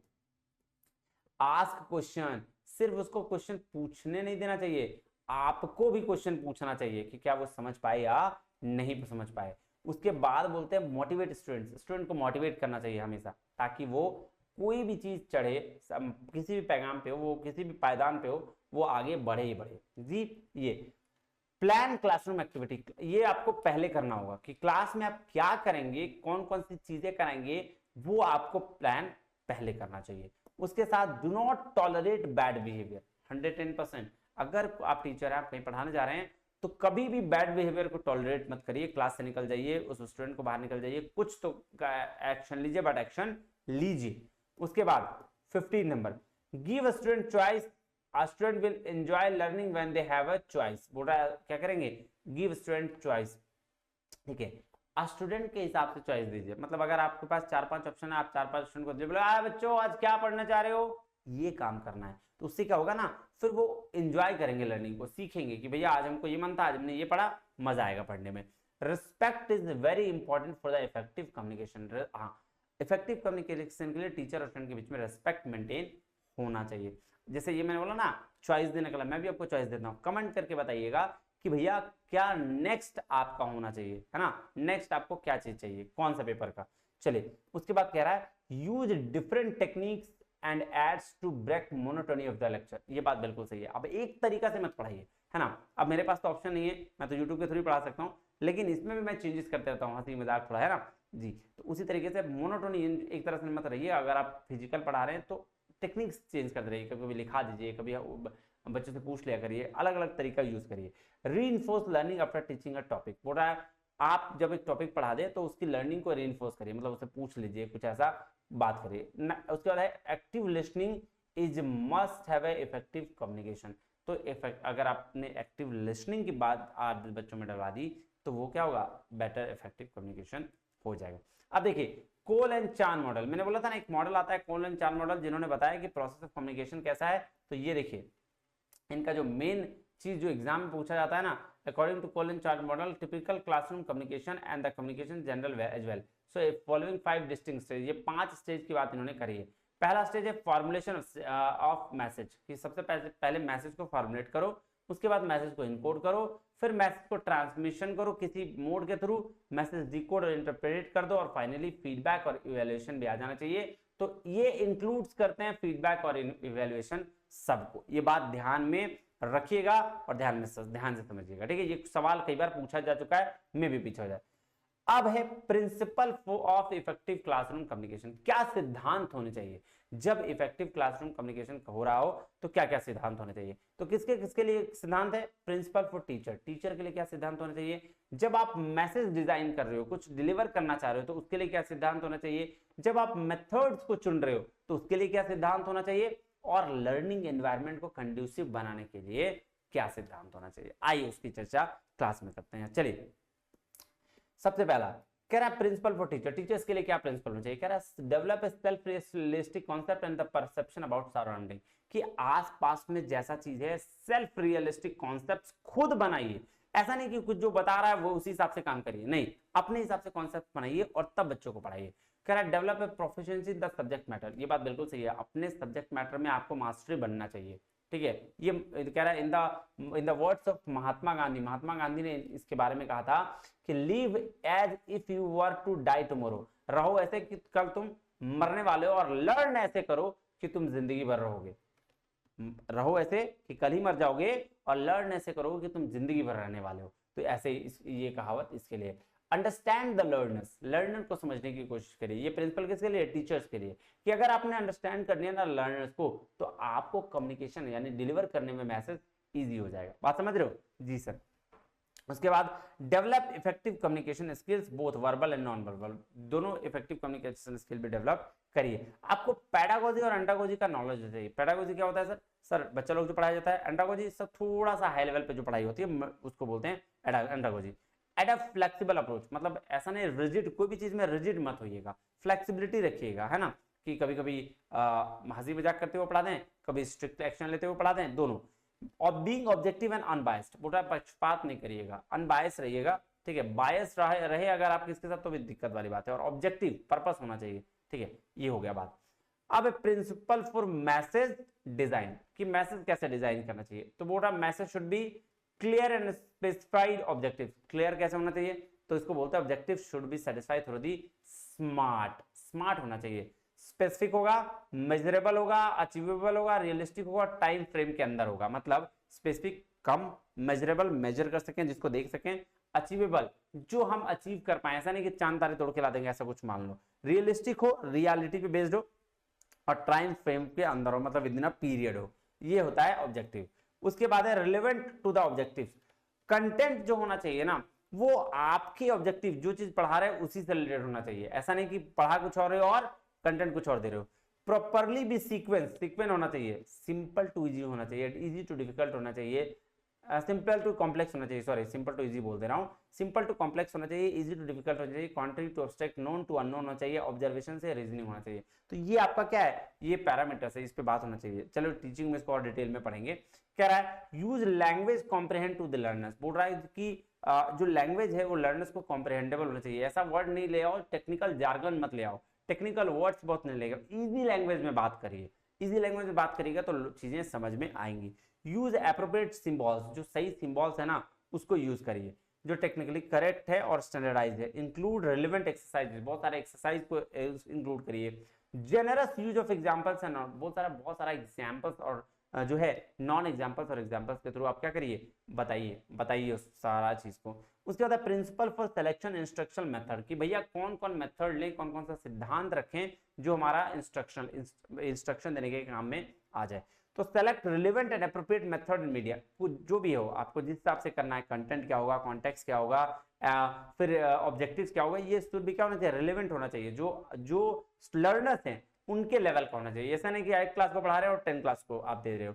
Use variety of methods and media, ये बात बिल्कुल सही है कि अलग अलग मेथड्स अलग अलग मीडिया के थ्रू आप क्या करें? उनको पढ़ाएं, मोनोटोनी को अवॉइड करें। यूज गुड क्वालिटी मीडिया, अच्छी क्वालिटी की मीडिया को यूज करें, मतलब माध्यम अच्छा होना चाहिए, तरीका अच्छा होना चाहिए। Integrate media in teaching learning, media को टीचिंग लर्निंग में इंक्लूड करना चाहिए, ठीक है। चलिए, जैसे अगर मान लो कुछ अच्छी दिखाना है, मान लो अगर गरीबी की बात आप कर रहे हैं तो गरीबी से रिलेटेड एक मूवी दिखा दीजिए, है ना। गरीबी से रिलेटेड अगर टाइम मिले तो वहां ले जाके बच्चों को समझा दीजिए, मतलब किसी गरीब जगह पे किसी गांव में ले जाके दिखा दीजिए, ऐसा काम करिए। कह रहा है principles for creating conducive learning environment, है ना। कंड्यूसिव लर्निंग एनवायरनमेंट का मतलब हुआ कि सही एनवायरनमेंट, एक अच्छा एनवायरनमेंट क्रिएट करने के लिए क्या सिद्धांत होने चाहिए। Classes should not be over crowded, मतलब आप ऐसा नहीं कि सिर्फ पैसा कमाने के चक्कर में एक क्लास में 2000 बच्चे पढ़ा रहे हो, नहीं ऐसा नहीं। आप कम बच्चे रखिए ताकि आप हर बच्चे पे ध्यान दे सकें। कह रहा है ensure proper seating arrangement in the class, बोल रहा है सीटिंग अरेंजमेंट जो है उसको भी इंश्योर करिए, अच्छे तरीके से होना चाहिए। रैपिड बिल्ड करिए स्टूडेंट के बीच में। इनकरेज करिए कॉपरेशन और हेल्दी कॉम्पिटिशन अमंग स्टूडेंट के बीच में, मतलब कि भैया ये पढ़ेगा तो देखो इतना पढ़ लिया, तुम क्यों नहीं पढ़ रहे हो, ऐसा होता है ना कंपटीशन वो वाला। फीडबैक मैकेनिज्म रखिए। इनकरेज करिए एक्सपेरिमेंटेशन को, कि भैया तरह तरह के एक्सपेरिमेंट होना चाहिए, कि अगर कोई बच्चा एक्सपेरिमेंट कर रहा है कुछ नए तरीके से लेके आ रहा है तो उसको इनकरेज किया जाना चाहिए। प्रोवाइड करिए reinforcement, provide non threatening environment, कोई धमकी भरा ये काम मत करिए कि नहीं ये नहीं करोगे तो ये कर देंगे, नहीं, आराम से प्यार से बात करिए, ठीक है। उसके बाद चलिए जी 4th भी यूनिट खत्म हो गया। आइए अब हम बात करते हैं ट्रेडिशंस की, ठीक है। 7 ट्रेडिशंस है, क्या है? 7 ट्रेडिशंस है। उन ट्रेडिशंस की हम बात करते हैं। उन ट्रेडिशंस में क्या क्या 7 तरह के ट्रेडिशंस की बात करी गई है। उन ट्रेडिशंस के थ्रू हम बहुत अच्छे तरीके से ये देखिए, क्योंकि ये ट्रेडिशंस जो है ना वो आपके एग्जाम में पूछे गए हैं, क्या है? एग्जाम में बहुत हैवी तरीके से पूछे गए हैं। तो आइए उसके देखते हैं। ट्रेडिशंस मतलब होता है पुराने तरीके की एक थ्योरी, है ना, जिसके बिहाफ पर कम्युनिकेशन करी जाती थी और उसको समझा जाता था, बस भाई वही चीज है। तो बेसिक इसका वर्ड से उसको याद रखिएगा, काम बन जाएगा। कह रहा देखिएगा, every day we have images, symbol, signs, impressions flashing before our eyes. हमारे आईज के बीच में बहुत सारे इमेजेस, सिंबल्स आते रहते हैं, ये तो फैक्ट वाली बात है। हर दिन हर समय थॉट्स आते ही रहते हैं। कह रहा message upon the message collide with our own sense of individuality and create the reality in which perceive our existence. How do we process the enormity of information and comprehend the symbols of what each import and export of the message means? क्या बोल रहा है, देखो basic चीज है कि इतना सारा मैसेज आता रहता है, उसको हम कैसे परसीव करते हैं, किस तरीके से उसको देखते हैं, वो हमारे ऊपर डिपेंड करता है। सिंपल सी बात है। कह रहा there are many theories try to understand the broad nature of communication and how it applies to the individual society, but because of the complex nature of the topic, traditions are formed to help organize and explain the viewpoints of the concept. तो वही बोल रहा है कि जैसे आपके बहुत सारे थॉट्स आते हैं और आप उसको अलग तरह से परसीव करते हैं, वैसे बहुत सारे थ्योरीज बनी हैं जो अलग अलग तरीके से उसको परसीव करती हैं और अलग अलग तरीके से उसको बताती हैं। आइए तो उस तरीके से रॉबर्ट क्रैक के हिसाब से 7 मॉडल्स रखा गया है, अलग अलग मॉडल्स, उसकी चर्चा करते हैं। सबसे पहला मॉडल है सोशियो साइकोलॉजिकल ट्रेडिशन। अगर हम सोशियो साइकोलॉजिकल ट्रेडिशन की बात करें तो वो कॉज और इफेक्ट रिलेशन की बात करता है। वो बात करता है कि सबसे पहले ये किसने दिया है, ये अलग अलग लोगों ने दिया है। यहाँ रॉबर्ट क्रेक का दिया गया है, बाकी अलग अलग लोगों ने भी इसको अलग अलग तरीके से दिया है इंडिविजुअल बेसिस पर। चलिए तो सोशियो साइकोलॉजिकल ट्रेडिशन क्या कहता है, communication is theorised as a expression, interaction and influence. Cause or effect relationship can be discovered through careful and systematic observation। तो देखो ये किसकी बात कर रहा है, cause and effect relationship की बात कर रहा है कि वो डिस्कवर किया जा सकता है अगर केयरफुल और सिस्टमैटिक ऑब्जर्वेशन हुआ तो अच्छे तरीके से कम्युनिकेशन भी किया जा सकती है। So communication is theorised as expression, interaction, audience और क्या और इन्फ्लुएंस की बात करा जाए, ऑडियंस कैरेक्टरिस्टिक्स की बात करा है कि भैया जो हम एक्सप्रेस करेंगे वो इंटरेक्शन और वो इन्फ्लुएंस जो है उसको थियराइज किया जा सकता है। और कॉज एंड इफेक्ट रिलेशनशिप की किस वजह से क्या हुआ उस रिलेशनशिप को भी डिस्कवर किया जा सकता है अगर आपकी ऑब्जर्वेशन अच्छी हो और अच्छा केयरफुल ये चीज हो। तो इसमें क्या क्या बात किया गया, कॉज, देखिए 5-6 चीज लिख लीजिएगा ध्यान से। कॉज एंड इफेक्ट रिलेशनशिप है ना, कॉज एंड इफेक्ट रिलेशनशिप, ठीक है। उसके बाद एक्सप्रेशन, उसके बाद ऑडियंस कैरेक्टरिस्टिक्स, सिस्टमैटिक ऑब्जर्वेशंस, ये सब चीज, ये सारा चीज आपको याद रखना है सोशियो साइकोलॉजिकल ट्रेडिशन में। साइबरनेटिक ट्रेडिशन की अगर हम बात करें तो साइबरनेटिक ट्रेडिशंस जो है वो वीनर ने दिया है। किसने दिया है, वीनर। और यहाँ पे बात करता है फीडबैक की, ठीक है। देखो क्या कहा है, communication is theorized as a information processing with the goal of getting most information across with the least amount of interference. Feedback is the key concept। देखो क्या बोला है, फीडबैक की बात करी इसने। Feedback is the key concept that make effective communication possible within a system। तो यहाँ जो साइबरनेटिक ट्रेडिशन में जो है फीडबैक की बात करी गई है, यहाँ बोला गया आर्टिफिशियल इंटेलिजेंस की बात करी गई है, कम्युनिकेशन को एक इंफॉर्मेशन प्रोसेस की तरह ट्रीट किया गया। तो ये बात क्रैग ने भी कहा है और स्टैनन वीवर ने भी कहा है, ठीक है जी सर। तीसरा है रियोट्रिकल ट्रेडिशन। रियोट्रिकल ट्रेडिशन जो है वो बात करता है लोगोस, पैथोस और इथोस की। मतलब इसमें बात किया गया है कि भैया कैसे कॉन्फिडेंटली आप ऑडियंस को एड्रेस कर सकते हैं, मतलब ये पब्लिक ऑडियंस, पब्लिक को कैसे एड्रेस करना है इसके कॉन्फिडेंस की बात करता है। यहाँ बात करेंगे ये लोगोस, पैथोस और इथोस की। लोगोस का मतलब होता है लॉजिक की तरह से कैसे कम्युनिकेट करें, तो लॉजिकल हम कम्युनिकेशन कैसे करें। इथोस की बात करता है एथिक्स, एथिक्स के साथ कम्युनिकेशन होना चाहिए। और पैथोस बात करता है इमोशन, फीलिंग्स के साथ आपको शेयर करना चाहिए। उसके बाद है सेमियोटिक। सेमियोटिक ट्रेडिशन जो है ये तो दिया है एक और ऑथर उन्होंने दिया है, किसका, रिचार्ड इगडन ने। रिचार्ड इगडन ने इन्होंने इसको दिया है। इन्होंने इमोशंस की बात करी, क्या बात करी है, प्रैक्टिकल डिस्कोर्स की बात करी है, इमोशंस की बात करी है, ठीक है। इन्होंने कहा कि शब्द को मत समझो, फीलिंग्स को समझने की कोशिश करो कि क्या कहा जा रहा है, ठीक है। दैट इज, ये देखो क्या कह रहा है, because meanings of are in the people, gaps between the subjective realities and bridge through a shared language और साइंस सिस्टम। देखो जो शेयर्ड लैंग्वेज है उस लैंग्वेज को समझने की बात कही गई है कि फीलिंग्स को कैसे आप समझोगे, है ना। वर्ड्स क्या हैं, सिंबल्स हैं, और सिंबल्स को समझने की बात करी गई है, ठीक है। ये देखो क्या बोले, communication is theorised by the inter subjective mediation by the sign and symbols. Sign and symbols की बात करी गई है, ठीक है। और किसकी बात करी, लैंग्वेज की बात करी गई है और इमोशंस की बात करी गई है। चलिए उसके बाद है socio cultural tradition. Socio cultural tradition क्या होता है भैया, समाज की बात कर रहा है, ये रिप्रोडक्शन सोशल ऑर्डर की बात कर रहा है कि समाज में जो ऑर्डर है उसको हम कैसे करें, एक कल्चर को दूसरे कल्चर से कैसे कम्युनिकेट कर सकते हैं, इसकी बात करता है। ये देखिए कह रहा reality socially construct into micro level interaction process. Critical tradition, critical tradition का मतलब होता है कि मास मीडिया कॉन्सेप्ट को लेके आना। देखो कह रहा है communication is theorised discursive reflection, social justice can be best told through when ideological distance and recognized through the communication practices then enable critical reflection। तो इसका मतलब ये सिंपल कह रहा है कि भैया जो आपका पावर क्या बोलते हैं मास मीडिया का कॉन्सेप्ट नहीं, और ये किसके साथ एसोसिएटेड है, ये फ्रैंकफर्ट स्कूल के साथ है। क्रिटिकल में क्रिटिकली कैसे आप कम्युनिकेट करते हैं इसकी बात कर रहा है, आइडियोलॉजिकली, है ना जी। उसके बाद है फेनोमोलॉजिकल ट्रेडिशन। फेनोमोलॉजिकल ट्रेडिशन क्या होता है भैया, तो फेनोमोलॉजिकल ट्रेडिशन बात करता है काउंसलिंग की, कैसे काउंसलिंग करी जाती है। देखो communication is a theorized dialogue, authentic human relationship is sustained and the common ground established through the direct experience of others। Direct experience कब होगा, जब आप काउंसलिंग करते हैं, है ना। वहां पे क्या होता है काउंसलिंग के वक्त में, देखो जब आप कुछ सवाल पूछते हो तो आपको जवाब दिया जाता है, ठीक है, उस समय काउंसलिंग, इसीलिए बोलते इसको क्या किया गया, काउंसलिंग पीरियड कहा गया।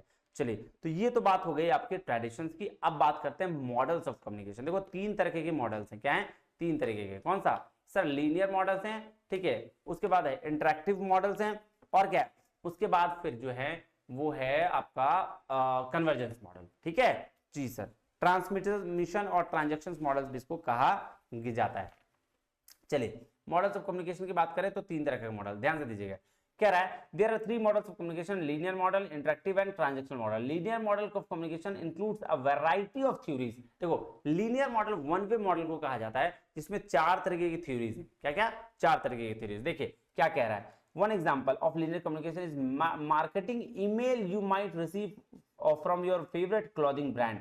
अगर एक क्लोथिंग ब्रांड से आपको क्या आ रहा है, ईमेल आ रहा है कि भैया आपको ये कपड़ा खरीद लेना है, ये कपड़ा आपका डिस्काउंट पे, तो इसको बोलते हैं linear model of communication. One way model, एक तरफ से कम्युनिकेशन हो रहा है, that is called linear model, ठीक है जी जी। कह रहा है दिस में include information about the promotional deal, किसके बारे में, प्रमोशन कर रहा है वो आपको, इसलिए। और इस तरीके से linear model of communication best exemplified है चार मॉडल के द्वारा। किसके द्वारा, Aristotle model, Lasswell model, Shannon-Weaver model और बर्लो मॉडल। चारों की हम डिटेल में चर्चा करेंगे। तो लीनियर मॉडल में बस यही समझिएगा कि एक तरफ से मॉडल की बात करी जा रही है, one way model of communication की बात करी जा रही है, ठीक है जी। चलिए उसके बाद चलते हैं क्या, उसके बाद दूसरा है इंटरैक्टिव, जिसको हम लोग कन्वर्जेंस मॉडल भी बोलते हैं। क्या बोलते हैं, कन्वर्जेंस मॉडल भी बोलते हैं, है ना। चलिए तो कन्वर्जेंस मॉडल का कह रहा है deals with the exchange of ideas and message taking place both ways, sender और रिसीवर दोनों से, वाइस वर्सा, एक साथ में। अगर एक साथ दोनों का हो रहा है, यहां इसको बोलते हैं फीडबैक एक साथ हो जाना। मतलब अगर इसको बात करें इंटरैक्टिव या ट्रांजैक्शनल मॉडल का, तो यहां क्या होता है, यहां डिले फीडबैक होता है। मतलब जैसे वीडियो के थ्रू मैं बताने की कोशिश करता हूं, वीडियो के थ्रू अगर हम बात करें, हम आप तक पहुंच रहे हैं जी, आपके पास कम्युनिकेशन जा रहा है जी, अब आप क्या कर रहे हो, आप मुझे कमेंट्स के थ्रू फीडबैक दे रहे हो। That type of communication model is इसको बोलते हैं इंटरैक्टिव मॉडल, ठीक है, जहां पे हम एक्सचेंज और आइडिया करते हैं दोनों तरीके से, है ना, vice versa.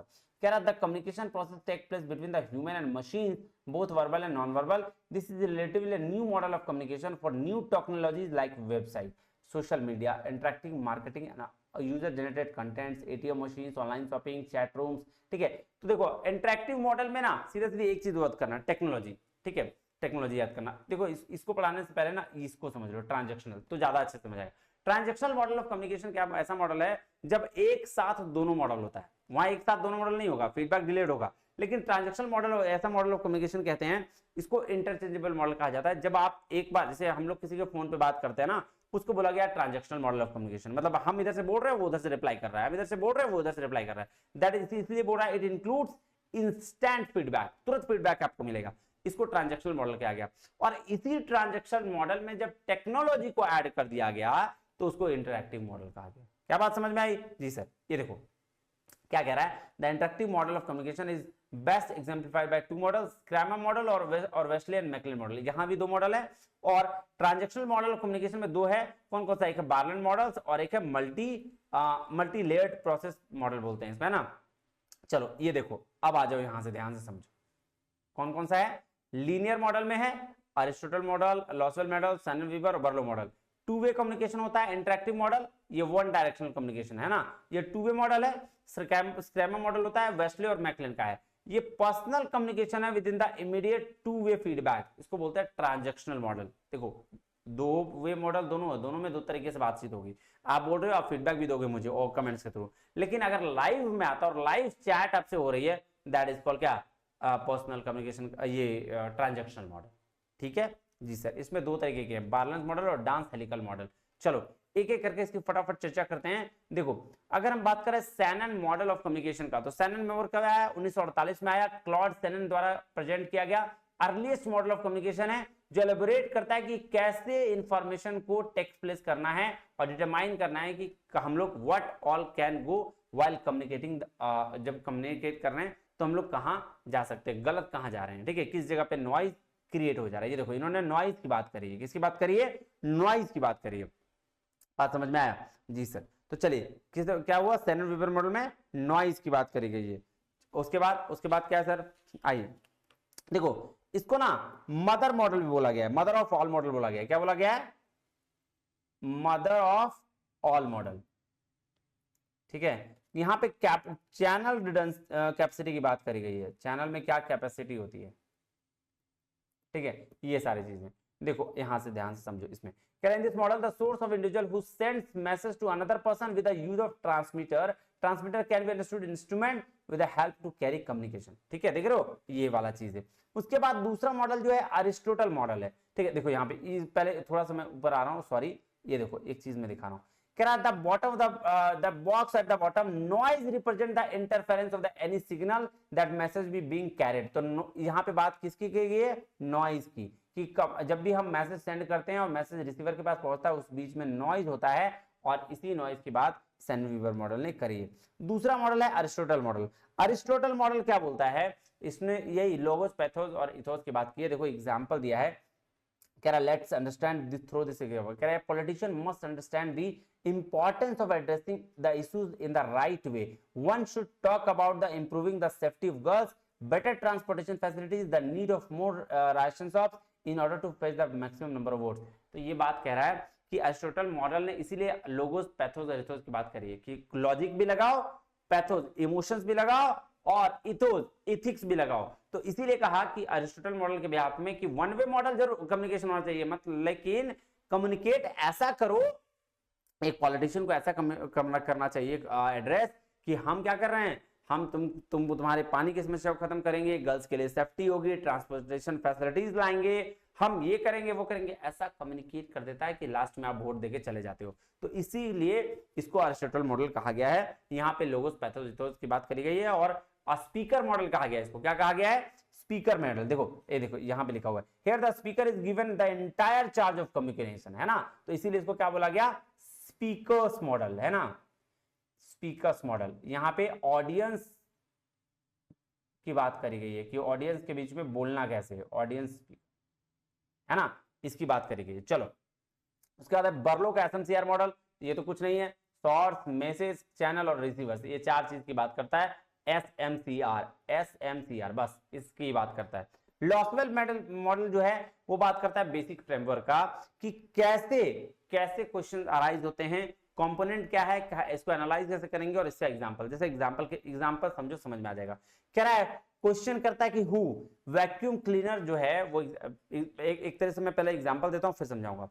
Vacuum cleaner salesman क्या करता है, प्रमोट्स करता है अपने ब्रांड को, ठीक है, वो किस पे, टेलीविजन पे, क्या बोलता है कि भैया इवनिंग में टीवी, कहां पे सर, यूएस में, to evening TV viewers in US achieving brand awareness promoting self. देखो एक चीज बता रहे हैं, क्या बोल रहा है कि क्वेश्चन करता है कि हु सेज व्हाट, कौन, एक इंसान है वैक्यूम क्लीनर, कहता है क्या कहता है कि भैया हम बेस्ट ब्रांड प्रमोट कर रहे हैं, किस चैनल पे, टेलीविजन पे, किसको कहता है, जो टीवी देख रहे हैं उसको कहते हैं, किस इफेक्ट के साथ कह रहा है कि भैया हमारा जो है ब्रांड अवेयरनेस को लेकर है, हम बिलीव करते हैं कि वैक्यूम क्लीनर जो है वो अपने सेल्स वॉल्यूम को बढ़ा देगा। तो ये एक लिंकअप की बात करी गई है, वन वे, है ना, टीवी पे जो कम्युनिकेशन मास मीडिया वाला बात किया गया, ठीक है। इसीलिए लॉसवेल ने कहा who said what did they say, what was the channel, whom did it say और what were the, ये 5 कंपोनेंट्स की बात इसने करी है।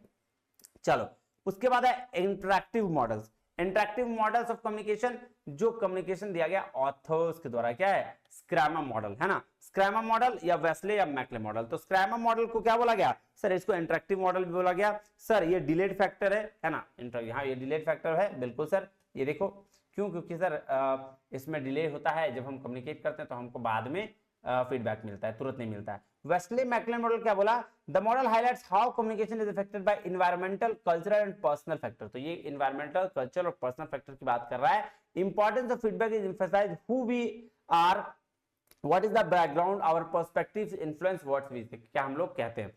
चलो अब तीसरा है ट्रांजैक्शनल मॉडल, यहाँ बैलेंस मॉडल से इन्होंने बोला, किसकी बात करी है, इन्होंने सारे पार्टीज जो इन्वॉल्व है उन सब की बात करी है, चाहे पब्लिक हो प्राइवेट, सभी को इन्वॉल्व करने की बात कही है। इन्होंने बोला कि टू वे क्या होना चाहिए, कम्युनिकेशन होना चाहिए और इंस्टेंट फीडबैक होना चाहिए। क्या होना चाहिए, इंस्टेंट फीडबैक होना चाहिए, कि जैसे हम बात कर रहे हैं तो आप भी उधर से रिप्लाई करो, हम इधर से रिप्लाई करेंगे, दैट्स इट, इससे ज्यादा कुछ वाली बात नहीं है।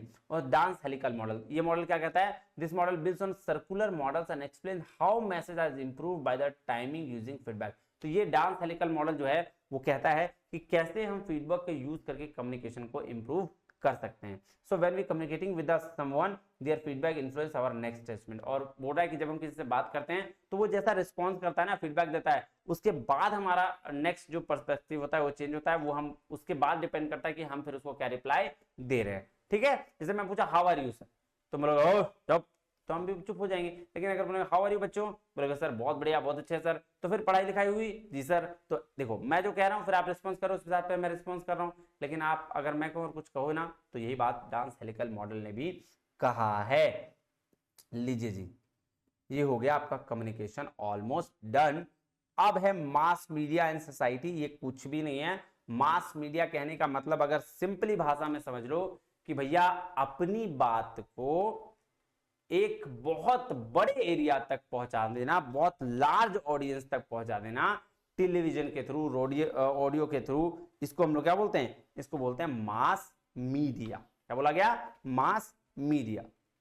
देखो, to put it simply, mass media can be defined as a technology in which intended to communicate or reach a mass audience। कहाँ, mass audience तक पहुंचना। कह रहा है mass media is the primary means of communication for the general public to communicate with each other as well as grander level। बड़ा level पर mass media सबसे पहला है। क्या क्या आ गया देख लो, journalism, social media, film, television, radio, advertisement, public relation, book, magazine, ये सारा चीज। ठीक है, हाँ, मास मीडिया क्या होगा, लार्ज होगा और हेटेरोजेनियस। ये कैरेक्टरिस्टिक्स पढ़ लेना यार, बहुत important. There are following features, कुछ फीचर्स कैरेक्टरिस्टिक्स पढ़ो इसको।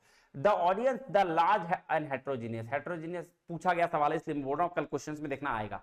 कह रहा है मास मीडिया क्या है, हेटेरोजेनियस होता है। क्यों, ऑब्वियस सी बात है ना यार, कहाँ है हम यहाँ बैठे हुए, कहाँ हमारा दिल्ली का न्यूज आ रहा है, कहाँ वो कैसे कर रहा है, तो एक जगह से अलग अलग स्टेट्स, अलग अलग जगह, पूरा इंडिया में, पूरा वर्ल्ड में न्यूज पहुंच जाता है, पहुंचता है कि नहीं जी।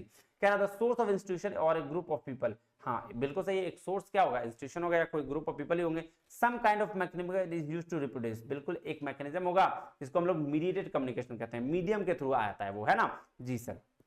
उसके बाद क्या, अब देखो ये चार तरीके की मास मीडिया होती है। मीडिया रीच, मीडिया रीच उसको बोलते हैं जी कि मीडिया कहां तक पहुंच सकती है, कितना रीच है। जैसे रेडियो का रीच कम होता जा रहा है, टीवी का रीच सबसे ज्यादा रीच है ना, ये उसको बोलते हैं reach. The owners and the producer of the mass media conceive the total population when the communication can reach. बोल रहा है कि भैया कितना पॉपुलेशन तक आपकी पहुंच है, उसको बोलते हैं मीडिया रीच। मीडिया एक्सेस बोलते हैं कि भैया रीच तो है, हम 20 लाख लोगों तक हम पहुंच पा रहे हैं, लेकिन कितना लोग एक्सेस करते हैं, कितना लोग उसको देखते हैं। कह रहा है मास मीडिया में भी अवेलेबल बट द कैपेसिटी और willingness to use the media. अब भाई साहब चैनल तो हर जगह है, मान लो कोई चैनल है, वो चैनल हर जगह है, लेकिन क्या गांव में ये चीज देख पाते हैं लोग, नहीं। तो एक्सेस बहुत कम लोग करते हैं। सो मीडिया रीच मींस कितना लोग आपके पास अवेलेबल है, और मीडिया एक्सेस मींस मतलब कहां तक आप मतलब मीडिया एक्सेस मींस कितने लोग एक्सेस कर पा रहे हैं। रीच मतलब कहां तक आप पहुंचे हुए, और एक्सेस मतलब कहां आप तक पहुंचा हुआ है। मीडिया एक्सपोजर मतलब only these individual who actually expose themselves media are in the media audiences. तो एक्सपोजर मतलब होता है वो इंडिविजुअल जो एक्चुअली क्या एक्सपोज कर पाते हैं खुद को, है ना। और मीडिया इफेक्ट बोलते हैं individual who have expose to the mass communication product and that have undergone change in their knowledge, opinion, जो मीडिया इफेक्ट्स बोलते हैं कि उसको देखकर जो उसमें बदलाव आता है, that is called media effects. आ जाओ, मास मीडिया टाइप है, print media, traditional media, electronic media, new media, है ना। चलो ये कुछ नहीं, ये बेसिक चीज है, ये सब खत्म। हाँ अब आ गई जी टाइप्स ऑफ लिसनिंग। देखो ये एडिशनल टॉपिक है, ठीक है, नहीं भी करोगे तो क्या कहानी खत्म है, लेकिन listening in communication very important है, क्योंकि लिसनिंग की वजह से कम्युनिकेशन इफेक्टिव होता है। जितना आप सुनोगे उतना ही ज्यादा अच्छा बोल पाओगे। तो इफेक्टिव क्या है? कॉम्प्रिहेंसिव लिसनिंग कहता है कि comprehensive listening is to learn the content, also known as informational listening, कि जब आपको कॉम्प्रिहेंसिव लिसनिंग की बात करी जा रही है तो आप उसको बहुत ध्यान से कॉम्प्रिहेंड ऑब्जर्व करके सुनते हो, उसको क्या बोलते हैं? उसको बोलते हैं कॉम्प्रिहेंसिव लिसनिंग। ठीक है जी, बात समझ में आ रही है? जी सर, है ना। चलिए उसके बाद अगर हम बात करें, उसके बाद क्या है? उसके बाद है डिस्क्रिमिनेटिव। डिस्क्रिमिनेटिव लिसनिंग बोलते हैं जब आप उसके टोन और इमोशन को समझने की कोशिश करते हैं, डिस्क्रिमिनेट करने की कोशिश करते हैं। कह रहा this type of listening identify the variation of tones and sounds and tones में क्या होता है? वेरिएशंस होता है। कह रहा एम्पैथेटिक लिसनिंग मतलब आपके इमोशंस को जो साथ में लेकर वो जो बात करता है उसको बोलते हैं एम्पैथेटिक लिसनिंग। क्रिटिकल लिसनिंग मतलब भाई क्रिटिकल लिसनिंग वैसा लिसनिंग को बोलते हैं जो इजीली अवेलेबल नहीं होता है ना, बहुत बहुत ध्यान से सुनना होता है, बहुत ध्यान से जजिंग करनी होती है। जब जजमेंट, जैसे वो लोग होते हैं ना आपके जज जो लोग बैठे होते हैं जहां पे सिंगर्स लोग गाते हैं, इंडियन आइडल इस टाइप का शो, तो वहां क्रिटिकल लिसनिंग की जाती है, आराम से सुनकर तब उस पे उसका सिलेक्शन किया जाता है। उसके बाद है एप्रिशिएटिव लिसनिंग, ऐसा लिसनिंग जहां पे आपको अप्रिशिएट किया गया, नहीं उसको बोलते हैं अप्रिशिएटिव लिसनिंग। बेसिक है, क्या कह रहा है? Appreciative listening is when the listener seeks certain information which they be will appreciate since it meets their needs और गोल। तो बोल रहा है कि लिसनर को तब अप्रिशिएट किया जाता है जब आप उसकी इंफॉर्मेशन को सुन लेते हैं। एक्टिव लिसनिंग होता है और रिफ्लेक्टिव। एक्टिव मतलब होता है ध्यान से सुनना, है ना, फुल अटेंशन देकर, और रिफ्लेक्टिव मतलब होता है जब responding to the other person by reflecting the thoughts and feeling, जो हर्ड है, जो आपने चीजों को सुना है उसको जब आप किसी को बता रहे हो, इसको बोलते हैं ये चीज। अब आ जाओ इंपॉर्टेंट टर्मिनोलॉजी। क्या क्या टर्मिनोलॉजी है? सिंक्रोनमस कम्युनिकेशन। सिंक्रोनमस कम्युनिकेशन बोलते हैं जब हम लाइव बातें कर रहे होते हैं, ठीक है, सेम टाइम पर बात कर रहे हैं, सिंक्रोनमस कम्युनिकेशन। लेकिन अगर अलग टाइम पर बात कर रहे हैं, असिंक्रोनस। जैसे मैं बताता हूं, अगर मैं आपसे लाइव वीडियो पे बात कर रहा हूं और पढ़ा रहा हूं, सिंक्रोनमस, लेकिन ये वीडियो आप देख रहे हो, दैट इज कॉल्ड असिंक्रोनमस। बात समझ में आई? जी सर। चलिए उसके बाद क्या है? Time shifting. टाइम शिफ्टिंग होता है कि भाई साहब आप टाइम को बदल लो। जैसे 8 बजे कोई चीज आने वाला है, वो चीज को आप 9 बजे 10, मेरा वीडियो 8 बजे आ रहा है आज, आप क्या कर रहे हो? उसको 10 बजे देख रहे हो, that is called time shifting. है ये भी असिंक्रोनमस ही, लेकिन ये टाइम शिफ्टिंग है, ठीक है। उसके बाद है गेट कीपिंग। गेट कीपिंग होता है एक इंफॉर्मेशन जो फिल्टर्ड होता है ना, आपको रोक के रखता है कम्युनिकेशन को। ये लीजिए, हाँ लीजिए जी, हो गया आपका कम्युनिकेशन कंप्लीट, पूरा का पूरा कम्युनिकेशन कंप्लीट। उम्मीद है आपको ये बिल्कुल समझ में आएगा, है ना। ठीक है, चलिए फिर मिलते हैं कम्युनिकेशन के पूरे एमसीक्यूज के साथ, रीसेंट एमसीक्यूज के साथ अगले दिन। तब तक के लिए बहुत बहुत धन्यवाद। Thank you very much. जय हिंद।